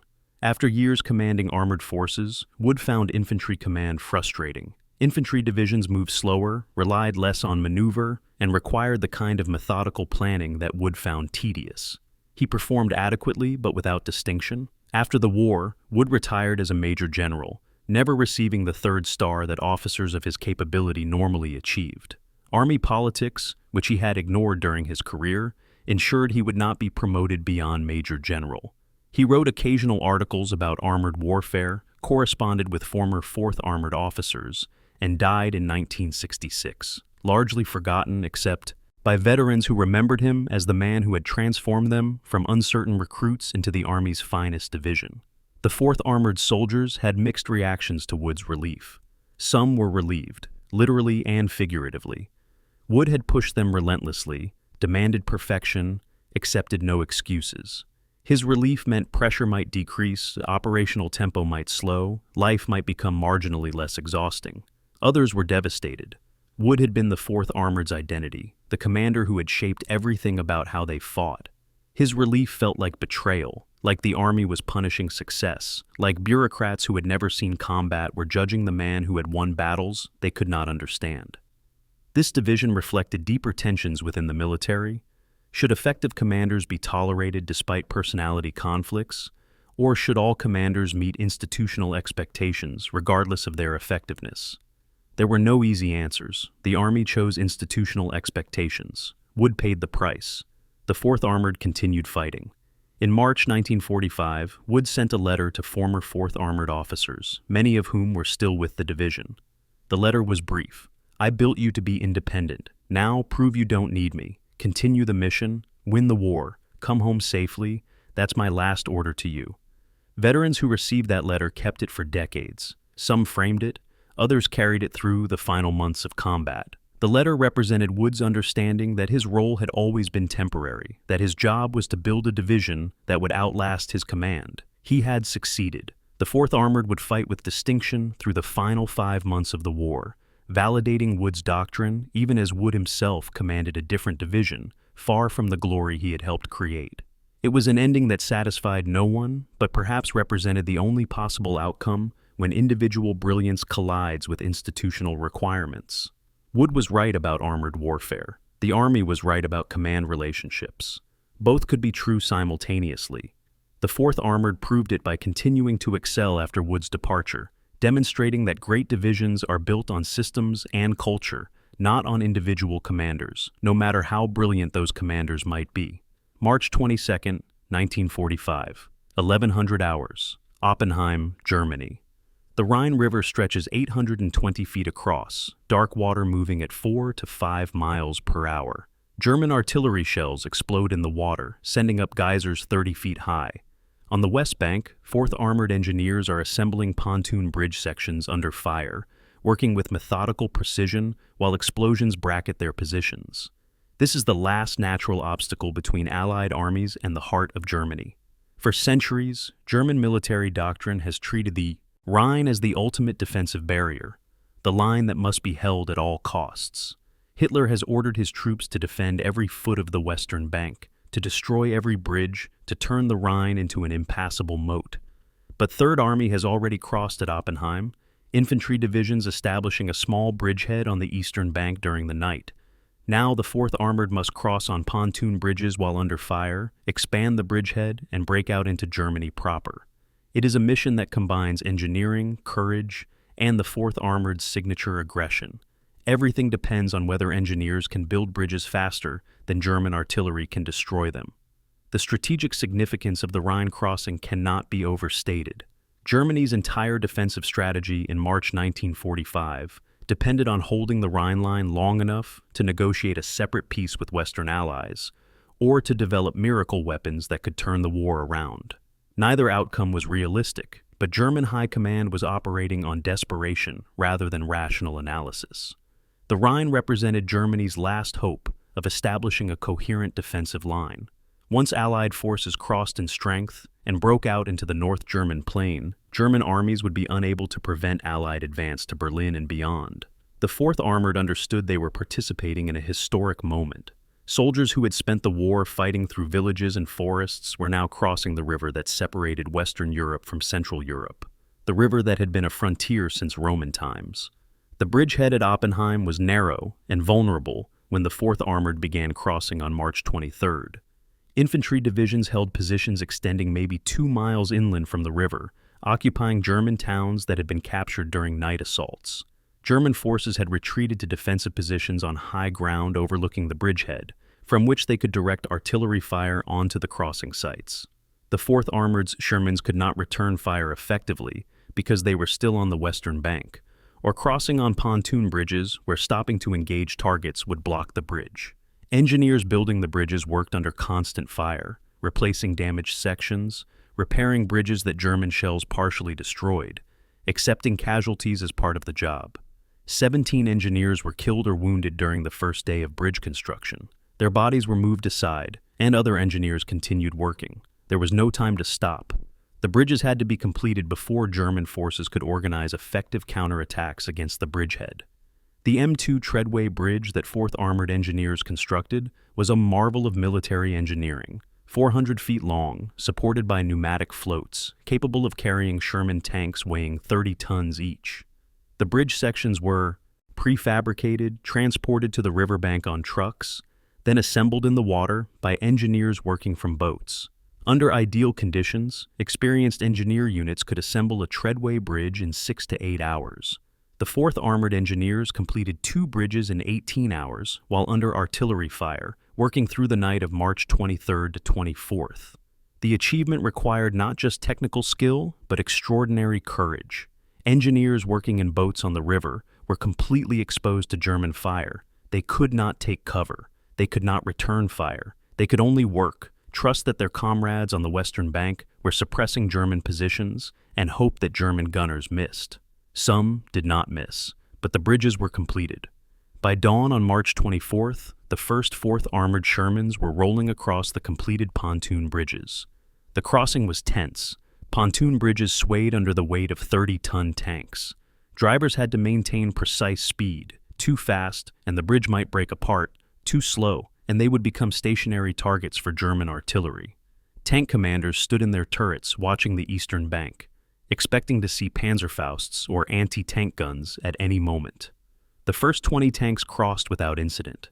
Then German artillery found the range. Shells began landing on the bridge, in the water, alongside the bridge, on the eastern bank where Shermans were disembarking. One shell hit a Sherman directly, killing the crew and damaging the bridge. Engineers rushed onto the damaged section, working under fire to repair it, while the tank column backed up on the western bank. 30 minutes later, The bridge was repaired and the crossing resumed. By noon, Combat Command A was across the Rhine with 50 tanks. By evening, the entire division had crossed.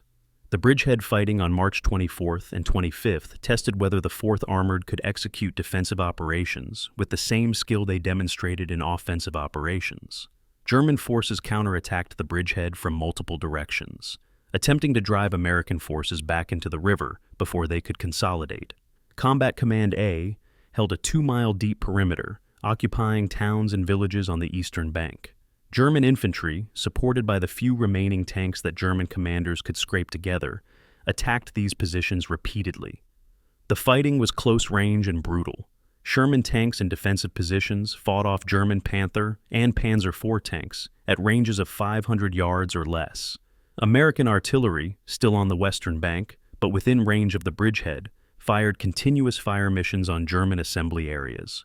4th Armored Infantry dug foxholes in German gardens and farm fields, establishing defensive positions that they held against German attacks that came every few hours around the clock. The defensive battle revealed capabilities that the 4th Armored had not previously demonstrated in combat. Their training had emphasized aggressive offensive operations, but Pine Camp in 1941 and 1942 had also included extensive defensive training. Now that training proved valuable, 4th Armored units established mutually supporting defensive positions, coordinated fields of fire, integrated obstacles with direct fire weapons, and executed all the defensive tactics that textbooks described.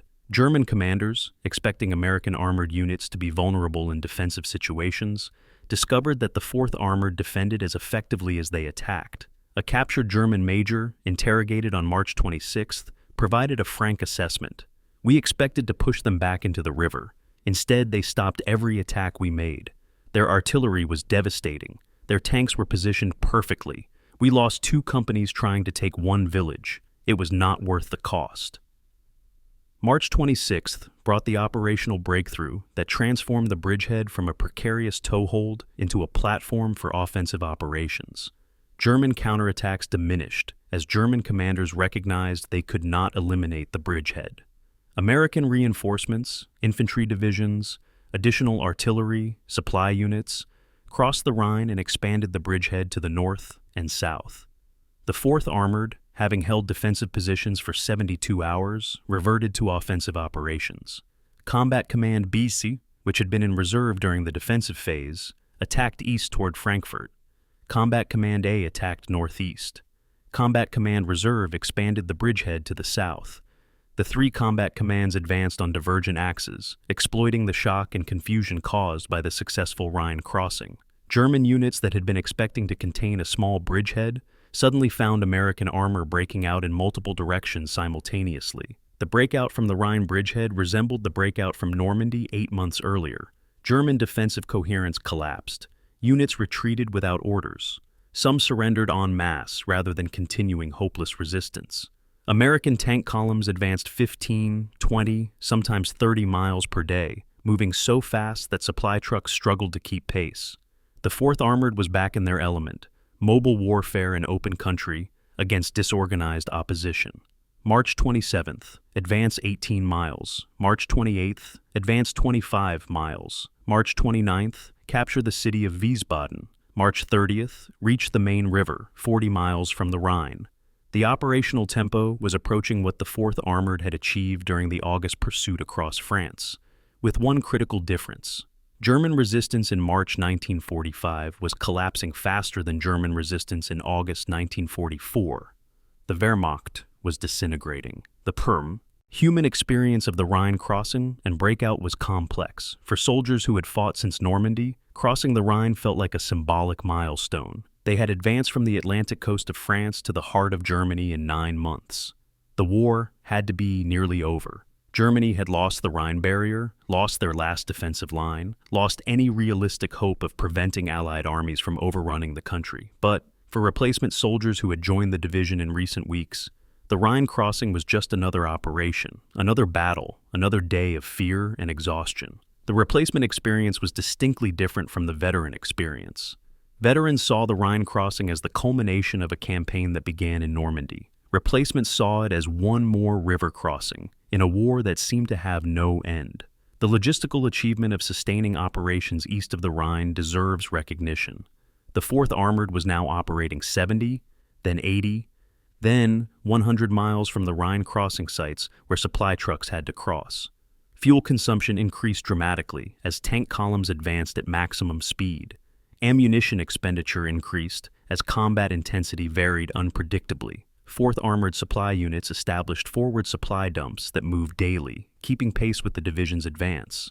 Quartermaster trucks made round trips from the Rhine to forward positions, delivering fuel and ammunition, then returning for more. The supply system worked because everyone involved understood that keeping the 4th Armored moving was the priority. If that meant truck drivers drove 20-hour shifts without rest, they drove 20-hour shifts. If that meant supply sergeants requisitioned supplies without proper paperwork, they requisitioned without paperwork. The bureaucracy adapted to operational necessity, just as it had during the August pursuit across France. By March 31st, the 4th Armored sat 50 miles east of the Rhine, having broken completely out of the bridgehead and returned to offensive operations that played to their strengths. The Rhine crossing had proven that the division could execute deliberate operations, engineering, defensive fighting, coordinated assaults, when circumstances required it. But the rapid exploitation that followed the crossing proved what everyone already knew. The 4th Armored excelled at mobile warfare, where speed and initiative mattered more than methodical preparation. The next phase of operations would take them deeper into Germany, through territory that was collapsing politically and militarily, where German resistance would range from fanatical to non-existent, where the 4th Armored would encounter not just military defeat, but the moral horror that German defeat revealed. The Rhine crossing was the end of one phase of the war. What came next would test the 4th Armored in ways that combat never had, forcing them to confront questions about what they had been fighting for and what victory actually meant. April 4th, 1945. Gotha, Germany. Combat Command. A enters the city of Gotha in central Germany, expecting street fighting. Instead, they find chaos. German soldiers walking down streets with their hands raised, trying to surrender. Civilians hanging white sheets from windows, signaling they will not resist. Gestapo headquarters burning, documents being destroyed by officers who fled hours ago. A 4th Armored lieutenant walks into the local Gestapo office and finds filing cabinets full of arrest records, execution orders, lists of names marked eliminated. The records document thousands of murders, political opponents, Jews, resistance fighters, people arrested for listening to foreign radio broadcasts. The lieutenant calls his company commander, who calls battalion, who calls division intelligence. Within hours, 4th Armored intelligence officers are photographing documents, compiling evidence, beginning to understand the bureaucratic machinery of genocide. This is not combat. This is discovery. The 4th Armored has been fighting the German military for 9 months. Now they are discovering what that military was defending. The advance through Thuringia in early April was militarily anticlimactic. German resistance ranged from sporadic to non-existent. Entire Wehrmacht units surrendered without fighting, sometimes marching down roads toward American lines carrying white flags. German officers, understanding the war was lost, were trying to surrender to American or British forces rather than Soviet forces advancing from the east. They had heard stories about Soviet treatment of prisoners and preferred Western captivity. The 4th Armored found itself processing thousands of prisoners daily, far more than they could handle with organic assets. Prisoners were disarmed, searched for intelligence material, pointed toward rear areas, and told to walk to prisoner of war collection points. Some did. Some escaped into the German countryside and went home. The 4th Armored did not have the personnel to guard prisoners properly, and by April 1945 they did not particularly care. The war was ending. German soldiers walking away were not going to rejoin the fight. Let them go. April 12, 1945. Brought the discovery that would define the 4th Armored's legacy as completely as any combat action. Ohrdruf concentration camp, a subcamp of Buchenwald, approximately 40 miles from Gotha.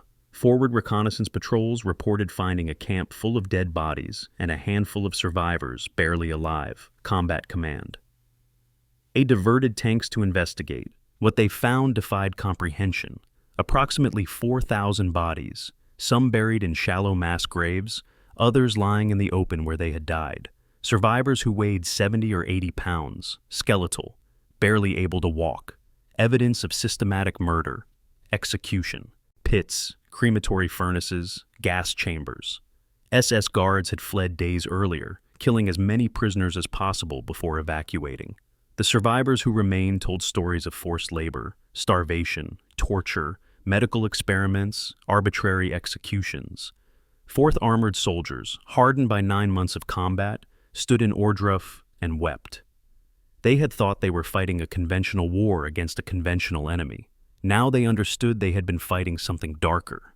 General Eisenhower visited Ohrdruf on April 12th, brought there by Patton and Omar Bradley.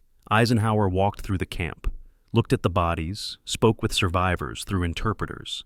He ordered that every nearby German town's population be forced to walk through Ohrdruf to see what had been done in their name. He ordered photographers to document everything, understanding that people would later claim these atrocities had been exaggerated or fabricated. He ordered frontline units to preserve any camps they discovered as evidence for future war crimes trials. Patton, normally iron-willed, vomited after touring Ohrdruf. Bradley, usually composed, looked physically ill.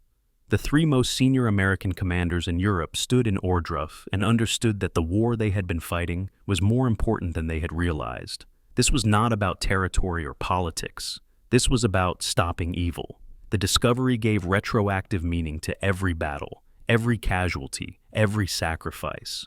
The 4th Armored had not just been liberating France and defeating Germany. They had been preventing this from continuing. The soldiers who discovered Ohrdruf carried what they saw for the rest of their lives. Veterans interviewed decades later could describe Ohrdruf in detail: the smell, the bodies, the survivors' faces, the realization of what they had discovered. Some soldiers took photographs, though photography was technically prohibited. These photographs eventually found their way to newspapers and history books, providing visual evidence of the Holocaust. Other soldiers could not bring themselves to photograph what they saw, feeling that making images of such horror was somehow disrespectful to the victims. Many soldiers wrote letters home describing Ohrdruf, trying to explain to families what they had found, struggling to put the experience into words. Censors initially blocked these letters, worried that descriptions of concentration camps were too horrible to be believed and might be dismissed as propaganda. Eventually, the censorship was lifted. The world needed to know. The moral impact of Ohrdruf transformed how 4th Armored Soldiers understood their war. Before Ohrdruf, the war had been a job, dangerous, exhausting, occasionally exhilarating, but fundamentally a military task to be completed. After Ohrdruf, the war had meaning that transcended tactics and operations. Soldiers who had been questioning why they were fighting, whether the war was worth the cost, whether they could morally continue killing German soldiers, found their answers in Ohrdruf. Every German soldier they had killed, every German position they had destroyed, every mile they had advanced, had contributed to stopping the horror they discovered in that camp. The 4th Armored had lost over 1,000 men killed since entering combat. Those deaths had prevented Ohrdruf from continuing. The math was simple and terrible, and gave purpose to everything they had done. April 15th brought the liberation of Buchenwald main camp, larger than Ohrdruf, containing approximately 20,000 survivors. The 4th Armored secured the perimeter while infantry divisions processed prisoners and began providing medical care. Conditions at Buchenwald were similar to Ohrdruf, but on a larger scale. More bodies, more survivors, more evidence of systematic murder. Eisenhower's order that German civilians be forced to witness the camps was implemented at Buchenwald. Residents of Weimar, a city of 60,000 approximately 6 miles from Buchenwald, were marched through the camp in groups. Some claimed they had not known about the camp despite living 6 miles away. Some wept. Some looked away. American soldiers forced them to look, forced them to confront what had been happening in their vicinity. The process was harsh, but felt necessary. These civilians had supported or at least tolerated the Nazi regime. Now they would see what that regime had created. The operational tempo of the advance continued, despite the moral shock of the camp discoveries. Combat Command B advanced 150 miles in 5 days between April 15th and April 20th, racing across Thuringia toward Bavaria. German resistance collapsed almost entirely. Whole towns surrendered without fighting. German military units were disintegrating, soldiers abandoning their posts and trying to reach home before Soviet forces arrived from the east. The 4th Armored captured approximately 40,000 German prisoners during April, more than they had captured during the previous 9 months combined. The prisoner processing overwhelmed 4th Armored capabilities. Eventually, they simply established prisoner of war cages, put German officers in charge of their own men, provided minimal food and water, and left them for follow-on units to process properly. It was an expedient solution to an impossible problem. The psychological state of 4th Armored soldiers in mid-April was complex. They were exhausted after 10 months of combat. They were traumatized by what they had discovered in the concentration camps. They were exhilarated by the obvious collapse of German resistance. They were anxious about whether the war would end before they were killed or wounded. Casualties continued despite reduced German resistance. Snipers shot at American columns from buildings. Scattered German units that had not surrendered fought briefly before being overrun. Landmines planted. Weeks earlier still killed soldiers. The war was ending, but it had not ended yet, and soldiers who had survived 10 months did not want to die in the final weeks. Medical officers reported that combat fatigue cases were increasing despite decreasing combat intensity. Soldiers who had held themselves together through Normandy, Bastogne, and the Rhine crossing were finally breaking down now that the end was visible. The psychological resources required to sustain combat performance for 10 months were depleting. Some men would make it to the end of the war psychologically intact. Others would not. April 20th, 1945, was Adolf Hitler's birthday. The 4th Armored spent it capturing German towns in Bavaria and processing surrendering German soldiers. The symbolism was not lost on anyone. The regime that had started the war, that had killed 60 million people, that had built concentration camps, was collapsing on its leader's birthday. Soldiers joked darkly about the appropriate birthday present: complete military defeat and exposure of genocide. The jokes were gallows humor, a way of processing horrors that could not be processed seriously without psychological breakdown. Humor, even dark humor, was a survival mechanism. Soldiers who could still joke were soldiers who had not yet broken. The jokes continued through April, even as discoveries of additional camps, additional atrocities, additional evidence of systematic murder accumulated. The 4th Armored found their way through horror by compartmentalizing, discover atrocities, document them, report them, then continue advancing. Do not dwell on what you have seen. Do not try to process it emotionally. Just keep moving. The mission continues until it ends. Process the trauma later, if later ever comes. By April 30th, the 4th Armored had advanced deep into Bavaria, approaching the Austrian border. They had traveled approximately 1,200 miles from the Normandy beaches to southern Germany in 10 months. They had liberated dozens of concentration camps and subcamps. They had captured over 100,000 German soldiers. They had destroyed or captured thousands of German vehicles. They had lost approximately 1,300 men killed and 3,000 wounded. The casualties were moderate by World War II standards, but devastating in human terms. 1,300 families receiving telegrams. 3,000 soldiers carrying wounds, physical and psychological, that would last lifetimes. The 4th Armored had accomplished everything asked of them, and more. They had proven mobile warfare doctrine. They had validated aggressive leadership. They had demonstrated that well-trained combined arms divisions could achieve decisive results. But they had also discovered that wars are fought for purposes beyond military victory. The concentration camps gave meaning to the campaign. Without that meaning, the war might have seemed like pointless violence. With that meaning, every sacrifice made sense. The 4th Armored had not just defeated Germany, they had stopped evil. Understanding that difference would shape how veterans remembered the war for the rest of their lives. May 4th, 1945, Czech border, near Volary. A 4th Armored Sherman crosses into Czechoslovakia, the first American tank to enter Czech territory in this sector. Czech civilians line the road, waving flags, throwing flowers, weeping with relief. The tank commander, Sergeant James O'Neill, stands in his turret and waves back, unsure what else to do.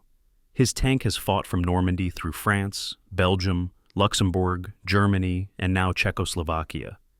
He has been in combat for 10 months. He knows the war is ending. German resistance has collapsed. Hitler is reportedly dead. Surrender negotiations are underway. but his orders are to continue advancing east until meeting Soviet forces or receiving stop orders. The problem is that stop orders have not arrived, and Soviet forces are somewhere ahead, also advancing, and nobody has clearly defined where American and Soviet zones of occupation meet. O'Neill's mission is simple and impossible. Advance until someone tells you to stop, but do not accidentally start World War III by shooting at Soviet troops. He orders his driver forward. They will advance until something stops them, and they will hope that something is orders, not Soviet tanks. The strategic situation in early May was chaotic. Germany had effectively ceased to exist as a functioning state. Hitler had committed suicide on April 30th. Remnants of German government were attempting to negotiate surrender to Western allies while continuing to fight Soviet forces in the east. Allied High Command wanted to accept only unconditional surrender on all fronts simultaneously, not separate surrenders to Western and Soviet forces. Negotiations continued while fighting continued. The 4th Armored, operating in southern Germany and western Czechoslovakia, found themselves in a strategic gray zone. Their assigned mission was to advance east and link up with Soviet forces, establishing a clear demarcation between American and Soviet zones of occupation. But the exact location of that demarcation had not been finalized in negotiations between Roosevelt, Churchill, and Stalin. The Yalta Conference in February had established general boundaries, but specific details remained unclear. The 4th Armored was advancing into territory where political decisions were still being made. The advance into Czechoslovakia was rapid and largely unopposed. Czech resistance fighters had been harassing German occupation forces for years, and with German collapse they emerged from hiding and took control of many towns before American forces arrived. 4th Armored columns rolled through villages that were already free, greeted by Czech civilians who treated them as liberators, despite the Americans having arrived after the liberation was already complete.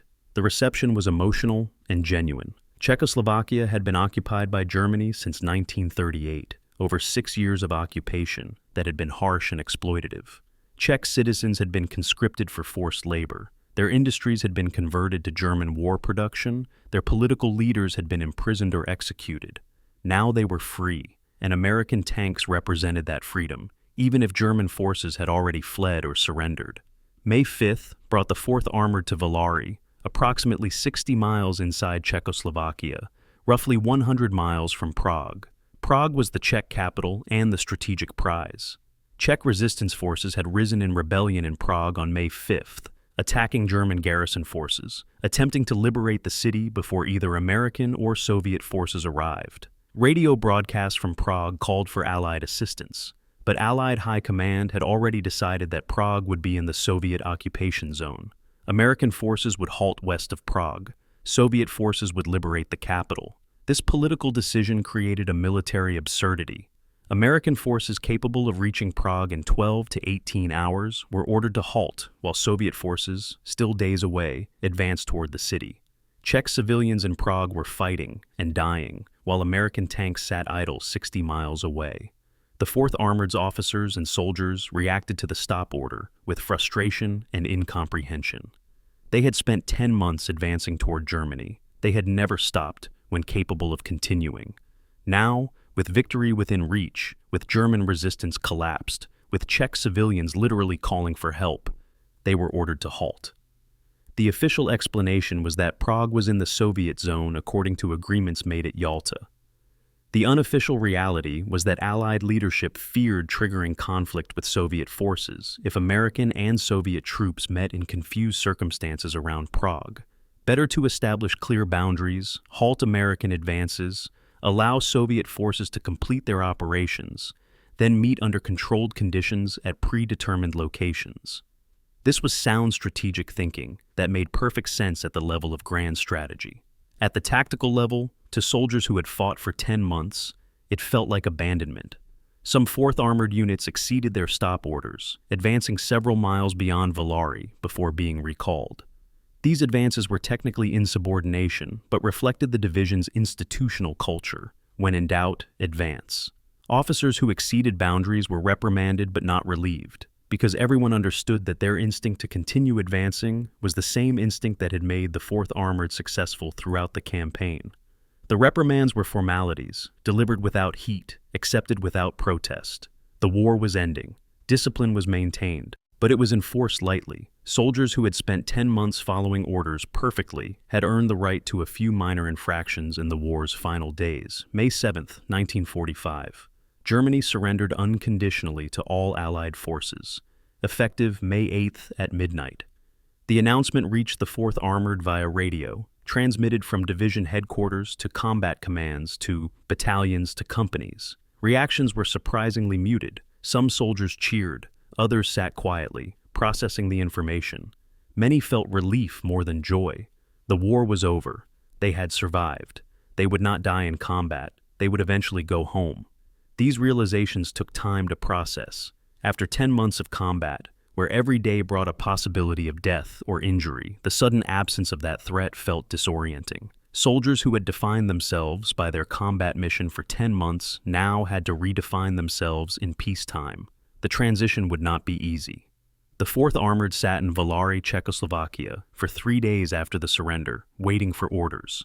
Soviet forces reached Prague on May 9th, completing the liberation that Czech resistance had begun. American and Soviet forces established contact at multiple points along the agreed boundary line. Commanders met, exchanged formal greetings, coordinated procedures for managing refugees and displaced persons, and maintained careful protocol to avoid incidents. Relations between American and Soviet forces in May 1945 were correct but not warm. Both sides recognized they had been allies of convenience, united by common enemy Germany, but likely to be rivals in the post-war world. The civility was maintained, but underlying tensions were obvious. The 4th Armored soldiers, meeting Soviet troops for the first time, were struck by differences in equipment, training, and operational methods. Soviet forces had suffered casualties that dwarfed American losses. Soviet tactics emphasized mass and shock over finesse. Soviet soldiers looked battle-hardened and exhausted in ways that made even veteran American soldiers uncomfortable. The question of what might have happened if the 4th Armored had been allowed to reach Prague remains one of the great counterfactuals of World War II. If American forces had liberated Prague in early May, would Czechoslovakia have fallen into the Soviet sphere of influence in 1948? Would the Cold War have developed differently? These questions are unanswerable, but they haunted some 4th Armored veterans for decades. They had reached within hours of Prague, capable of liberating the city, and had been ordered to halt for political reasons they could not influence. Czech civilians who lived through Soviet occupation sometimes expressed regret that American forces had not reached Prague first. But historical might-have-beens provide no comfort. The 4th Armored halted where ordered. Soviet forces liberated Prague. Czechoslovakia became a Soviet satellite state after the war. These were facts that could not be changed by later regrets. May 8th VE Day, Victory in Europe Day, was anticlimactic for the 4th Armored. They were sitting in Czech villages, maintaining defensive positions despite there being no enemy to defend against, processing surrendering German soldiers who were trying to reach American lines before being captured by Soviet forces. The celebrations that occurred in London, Paris, and New York had no equivalent in Volare. Soldiers understood the war was over, but the relief was personal and internal, not something that required public celebration. Some units organized small parties, breaking out captured German alcohol, singing songs, making toasts to absent comrades who had died during the campaign. Other units simply slept, taking advantage of the first opportunity in 10 months to sleep without fear of night attacks or early morning missions. The final position that the 4th Armored held on VE Day represented their journey, 1,260 miles from Coutances, France, to Volare, Czechoslovakia. 280 days of combat, 74 towns liberated, over 140,000 enemy soldiers killed or captured, 1,342 4th Armored soldiers killed in action, 3,141 wounded. These statistics summarize 10 months of history, but could not capture the experience. The miles represented days spent in tank turrets, nights spent sleeping on the ground, hours spent under fire, moments spent watching friends die. The towns represented civilians liberated, resistance fighters embraced, children fed from American rations. The enemy casualties represented individual combats, tank battles, artillery barrages, Every engagement multiplied hundreds of times. The American casualties represented families destroyed, lives ended, futures lost. Statistics quantified reality but could not explain it. The 4th Armored had fought the war as well as any division could fight it. They had validated mobile warfare doctrine. They had proven that speed, initiative, and combined arms coordination could achieve decisive results. They had demonstrated that American soldiers, properly trained and led, could defeat the German Wehrmacht on any battlefield, but proving these things had required paying a price.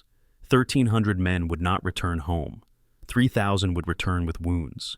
Everyone would return changed. The question now was whether the price had been worth paying. The answer would depend on what came next.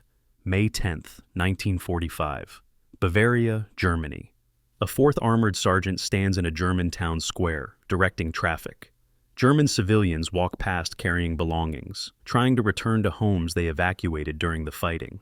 Displaced persons, former concentration camp prisoners, slave laborers, refugees from Eastern Europe, shuffle toward assembly points where Allied authorities are attempting to organize repatriation. Wehrmacht soldiers, now prisoners of war, sit in a fenced field awaiting processing. The sergeant, who 3 days ago was fighting through German defenses, is now managing civilian movement, resolving disputes about property ownership, and trying to maintain order with limited German language skills and no police training.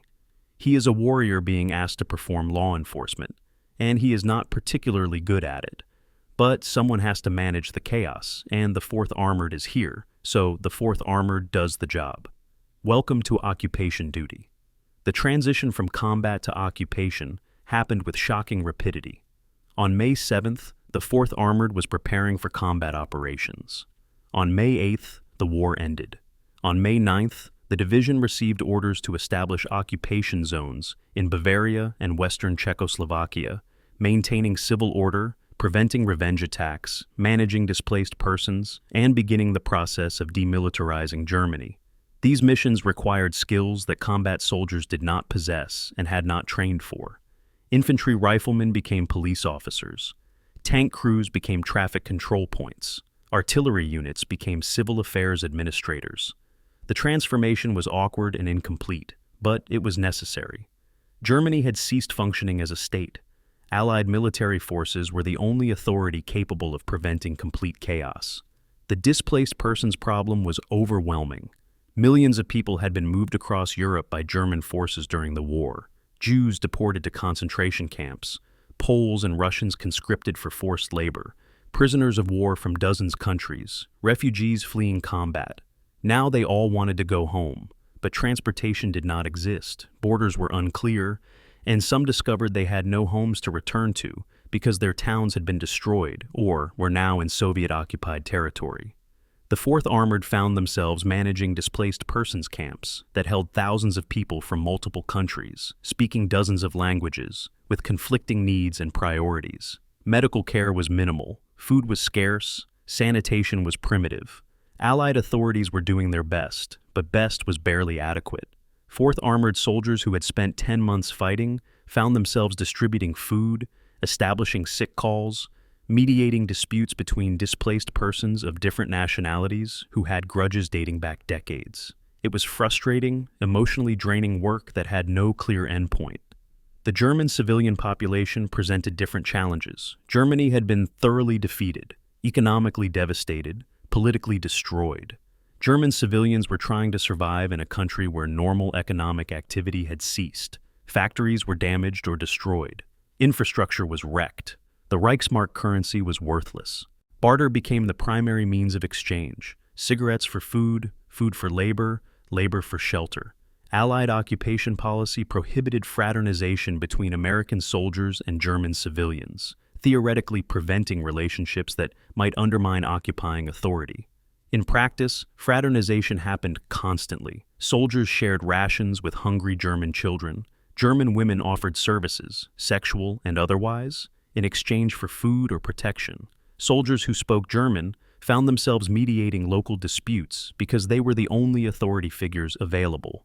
The non-fraternization policy was unenforceable and mostly ignored, though officers made token efforts to maintain the fiction. The demobilization process began in June with the point system. Soldiers accumulated points based on length of service, combat decorations, wounds received, and family status. High-point soldiers would be discharged first and returned to the United States. Low-point soldiers would remain in Europe for occupation duty. The point system created divisions within units. High-point veterans who had fought since Normandy were going home. Low-point soldiers who had joined as replacements in recent months would stay in Germany indefinitely. The veterans felt guilty about leaving, while the war in the Pacific continued. The low-point soldiers felt abandoned, stuck in Europe while their veteran comrades went home. The emotional dynamics were complicated and sometimes bitter. Everyone understood the point system was fair in abstract terms, but fairness did not eliminate resentment. July and August brought steady demobilization. The 4th Armored Division's strength declined from 11,000 men in May to approximately 6,000 by August, as high-point soldiers shipped home and were not replaced. Units that had been at full strength became skeleton formations. Tank battalions that normally had 54 tanks now had 20 or 30. Infantry battalions that normally had 800 men now had 400. The division remained technically operational, but could not have fought effectively if required. This did not matter because Germany was defeated and occupied, but it represented the end of the 4th Armored as a combat formation. The division that had advanced from Normandy to Czechoslovakia was being dismantled piecemeal, one high-point soldier at a time. The veterans who departed in summer and autumn of 1945 carried complex emotions: relief at surviving, grief for comrades who had not, pride in accomplishment, guilt about leaving soldiers still in Germany, uncertainty about civilian life after years in the army. Many veterans struggled to articulate what they had experienced. How do you explain to civilians what combat is like? How do you describe discovering concentration camps? How do you convey the intensity of relationships formed with soldiers who fought beside you for 10 months? Most veterans did not try. They returned home, found jobs, married, started families, and rarely spoke about the war. The experiences were too intense, too personal, to share with people who had not been there. Veterans formed associations, attended reunions, stayed in contact with fellow 4th Armored soldiers, because only people who had shared the experience could understand it. September 1945 brought the official inactivation of the 4th Armored Division's combat elements. The division patch, the red triangle with 4 yellow treads, was still worn by soldiers performing occupation duties, but the combined arms organization that General Wood had built in 1941 no longer existed. Combat Command A, Combat Command B, Combat Command Reserve, the three-headed dragon that had torn across France, were administratively dissolved. Tank battalions were reassigned to other units. Infantry battalions were reconstituted as separate formations. The institutional knowledge, the tactical procedures, the organizational culture that had made the 4th Armored effective, all began dissipating as veteran soldiers departed, and the division structure was dismantled. By November 1945, the 4th Armored Division existed primarily as a historical entity, a name on documents, a memory carried by veterans. The final remnants of the 4th Armored were inactivated in March 1946, officially ending the division's World War II service. The division would be reactivated in 1950 during the Korean War, and it would serve through the Cold War, and it would eventually be inactivated again in 1995 after 54 years of existence. But the division reactivated in 1950 was not the division that fought from Normandy to Czechoslovakia.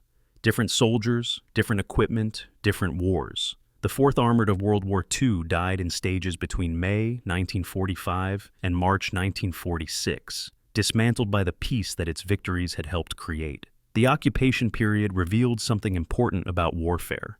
Winning battles is different from winning peace. The 4th Armored had been extraordinarily effective at combat operations. They had advanced further, faster, and with fewer casualties than comparable divisions. But those skills did not translate to occupation duty. Soldiers trained to destroy enemy forces were not naturally suited to managing civilian populations, administering relief supplies, and maintaining civil order. The military is optimized for violence. Occupation requires governance. These missions require different skills, different training, different mentalities. The 4th Armored performed occupation duties adequately but not excellently because excellence in one domain does not guarantee excellence in another. This limitation suggests broader truths about military power. It can destroy effectively, but it struggles to build. It can defeat enemies, but it cannot easily create stable governance. The 4th Armored learned these lessons during summer and autumn of 1945, watching their combat effectiveness become irrelevant in a peacetime role they had not trained for and did not particularly want. They had been warriors. The war ended. Now they were something else, something less clearly defined, performing missions that felt like anticlimaxes after 10 months of combat. Most were grateful the war had ended, but gratitude did not eliminate the sense that occupation duty was a pale shadow of what they had done during combat, and that their purpose, the reason they existed as a division, had dissolved with Germany's surrender. 2015, Fort Benning, Georgia, Armor School Auditorium. A brigadier general stands before 200 officers attending the armor captain's career course, teaching maneuver warfare doctrine. On the screen behind him, photographs from 1944 showing 4th Armored Division Shermans racing through French countryside. The general says, "This is what right looks like. Combined arms, speed, initiative, decentralized command." The 4th Armored Division advanced 1,200 miles in 10 months while suffering moderate casualties because they understood principles that we're still teaching 70 years later. He clicks to the next slide, showing casualty statistics comparing the 4th Armored to other divisions. They prove that aggressive offensive action, properly conducted, actually reduces casualties compared to cautious defense. They prove that tempo matters more than numerical superiority. They prove that training and doctrine can overcome equipment disadvantages. He pauses, looks at the audience. Everything you're learning in this course, every principle of modern armored warfare, was validated by the 4th Armored Division in 1944. They wrote the textbook we're still reading. The officers take notes. Most have never heard of the 4th Armored Division. By the end of this lecture, they will understand why they should have. The 4th Armored Division's statistical record remains remarkable 75 years after World War II ended. 1,260 miles advanced through enemy territory, the longest advance of any American division in the European theater. 280 days of continuous combat operations, among the longest sustained campaigns by any division. 4,483 total casualties, including 1,342 killed in action, remarkably low for a division in sustained combat. Over 140,000 enemy soldiers killed or captured, an extraordinary ratio of enemy casualties to friendly casualties. 74 towns and cities liberated across 5 countries. These statistics quantify achievement but do not fully explain it. Other divisions fought bravely. Other divisions advanced significant distances. What made the 4th Armored different was not their courage, which was common among American divisions, but their effectiveness, which was not. The comparative analysis is revealing. The 1st Infantry Division, the big red one, fought from North Africa through Sicily, through Normandy, through Germany, accumulating an illustrious combat record. They suffered 21,223 casualties. The 2nd Armored Division, Hell on Wheels, fought with distinction from Normandy to Germany, suffering approximately 14,000 casualties. The 3rd Armored Division, Spearhead Division, advanced across Europe with the 1st Army, suffering approximately 14,300 casualties. All 3 divisions earned distinguished reputations and fought effectively, but all 3 suffered casualty rates 3 to 4 times higher than the 4th Armored while advancing comparable or shorter distances. The difference was not in courage or determination. The difference was in doctrine, training, organization, and leadership. The 4th Armored fought smarter, not harder. They achieved more while losing less because they understood that in mobile warfare, speed is armor and initiative saves lives. The doctrinal influence of the 4th Armored Division extended far beyond World War II. Post-war Army studies of the European campaign identified 4th Armored operations as exemplars of effective armored warfare. Field Manual 100-5, the Army's Fundamental Operations Manual, incorporated lessons from 4th Armored operations. Decentralized command, combined arms integration, emphasis on tempo and initiative, organizational flexibility. Cold War armored doctrine, preparing for potential conflict with Soviet forces in Europe, drew heavily on 4th Armored methods. The airland battle doctrine of the 1980s, emphasizing maneuver, speed, and deep operations, was direct intellectual descendant of 4th Armored Operations in France. The Gulf War in 1991, where American armored forces conducted a left-hook envelopment that advanced hundreds of miles in days, validated principles that the 4th Armored had demonstrated in 1944. Modern American military doctrine assumes mobility, initiative, and combined arms operations as foundations of effectiveness. All of these assumptions were proven by the 4th Armored Division 75 years ago. The human legacy is more complicated. Approximately 11,000 men served with the 4th Armored Division during World War II, counting original cadre plus replacements. 1,342 died in combat. 3,141 were wounded. The remaining approximately 6,500 survived the war physically intact, though psychological wounds were common and inadequately treated. Post-traumatic stress disorder, though not named or recognized in 1945, affected many. Veterans. Combat fatigue cases diagnosed during the war represented only the most severe psychological casualties. Many veterans carried psychological scars that were never formally diagnosed, never treated, and never acknowledged. They suffered nightmares, startle responses, emotional numbing, difficulties with civilian relationships, and other symptoms that modern medicine recognizes as PTSD. In 1945, these symptoms were dismissed as weakness or character flaws, and veterans learned to hide them. The human cost of the 4th Armored's success included psychological casualties that statistics do not capture and that the Army of 1945 did not adequately recognize. The reunion movement began in the late 1940s as veterans started organizing annual gatherings. 4th Armored Division Association reunions occurred annually for decades, bringing together veterans who wanted to maintain connections with the only people who truly understood what they had experienced. Attendance peaked in the 1970s and 80s when veterans were in their 50s and 60s, healthy enough to travel, retired with time available. Reunions were part social gathering, part therapy session, part memorial service. Veterans told stories, shared photographs, remembered comrades who had died. They also performed an unacknowledged therapeutic function, allowing veterans to process experiences with people who had shared those experiences. The conversations that occurred at reunions about combat, fear, loss, survival, were conversations many veterans never had with their own families.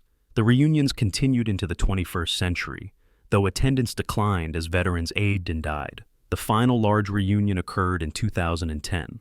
By 2015, fewer than 15 original 4th Armored veterans remained alive. The historical assessment of the 4th Armored Division evolved over decades.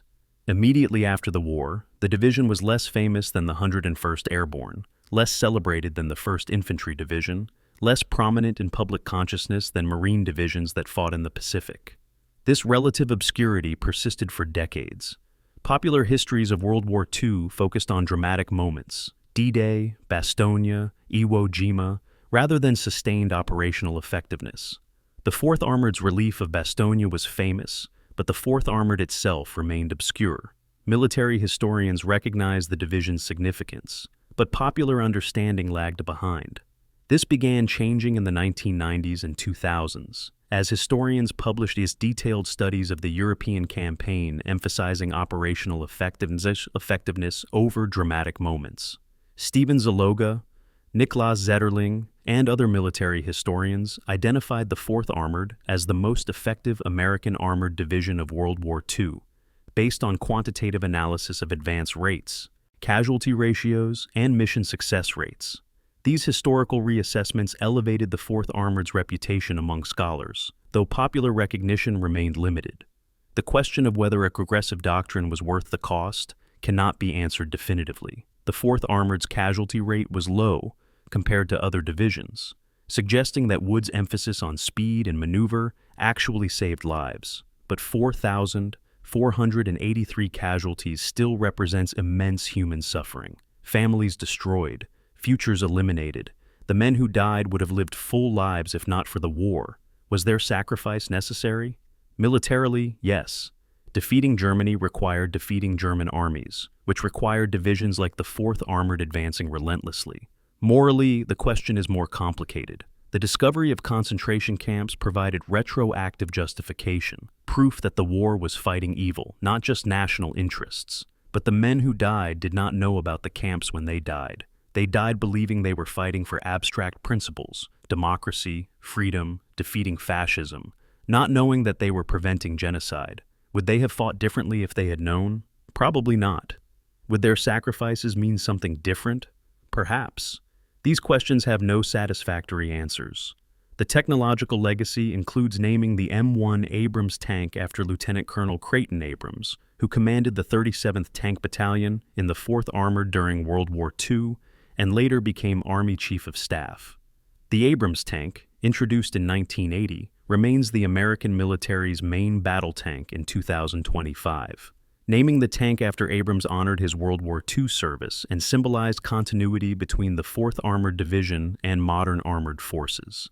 The name connects contemporary soldiers to history, reminding them that their doctrines and methods descend from commanders who proved them in combat 75 years ago. This continuity matters because military effectiveness depends partly on institutional memory, understanding what works and why, learning from historical examples rather than relearning lessons at the cost of lives. The final assessment must acknowledge both achievement and cost. The 4th Armored Division was extraordinarily effective by any measurable standard. They advanced further, faster, and more efficiently than comparable units. They validated mobile warfare doctrine that became foundational to American military thinking. They demonstrated that training, organization, and leadership could overcome equipment disadvantages. They proved that American soldiers could defeat the German Wehrmacht on any battlefield. These achievements mattered strategically, shortened the war, saved lives by ending combat sooner rather than later. But achieving these results required sacrificing 1,342 men killed, wounding 3,000 more, psychologically scarring thousands of survivors. The achievement was real. The cost was real. Both truths coexist without contradiction. War is paradox, necessary and terrible.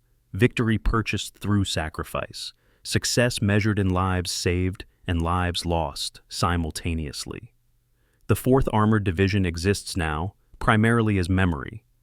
The veterans are gone or nearly gone.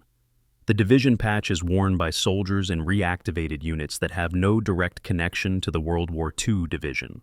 The battlefields where they fought are now peaceful. The concentration camps they discovered are museums. The towns they liberated have been rebuilt and forgotten the destruction. But the principles they validated remain. Speed matters, initiative matters, training matters, leadership matters, combined arms coordination matters. These principles, proven in combat from Normandy to Czechoslovakia, guide military operations today.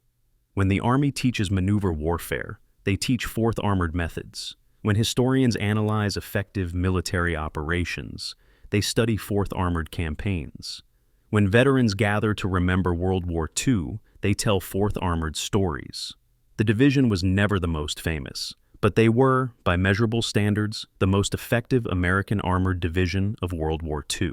Patton called them name enough, meaning no additional title was necessary. Their reputation was their name. 75 years later, that assessment remains accurate. The 4th Armored Division. Name enough to represent everything that made American armored warfare successful in the 20th century, and everything that makes it successful today.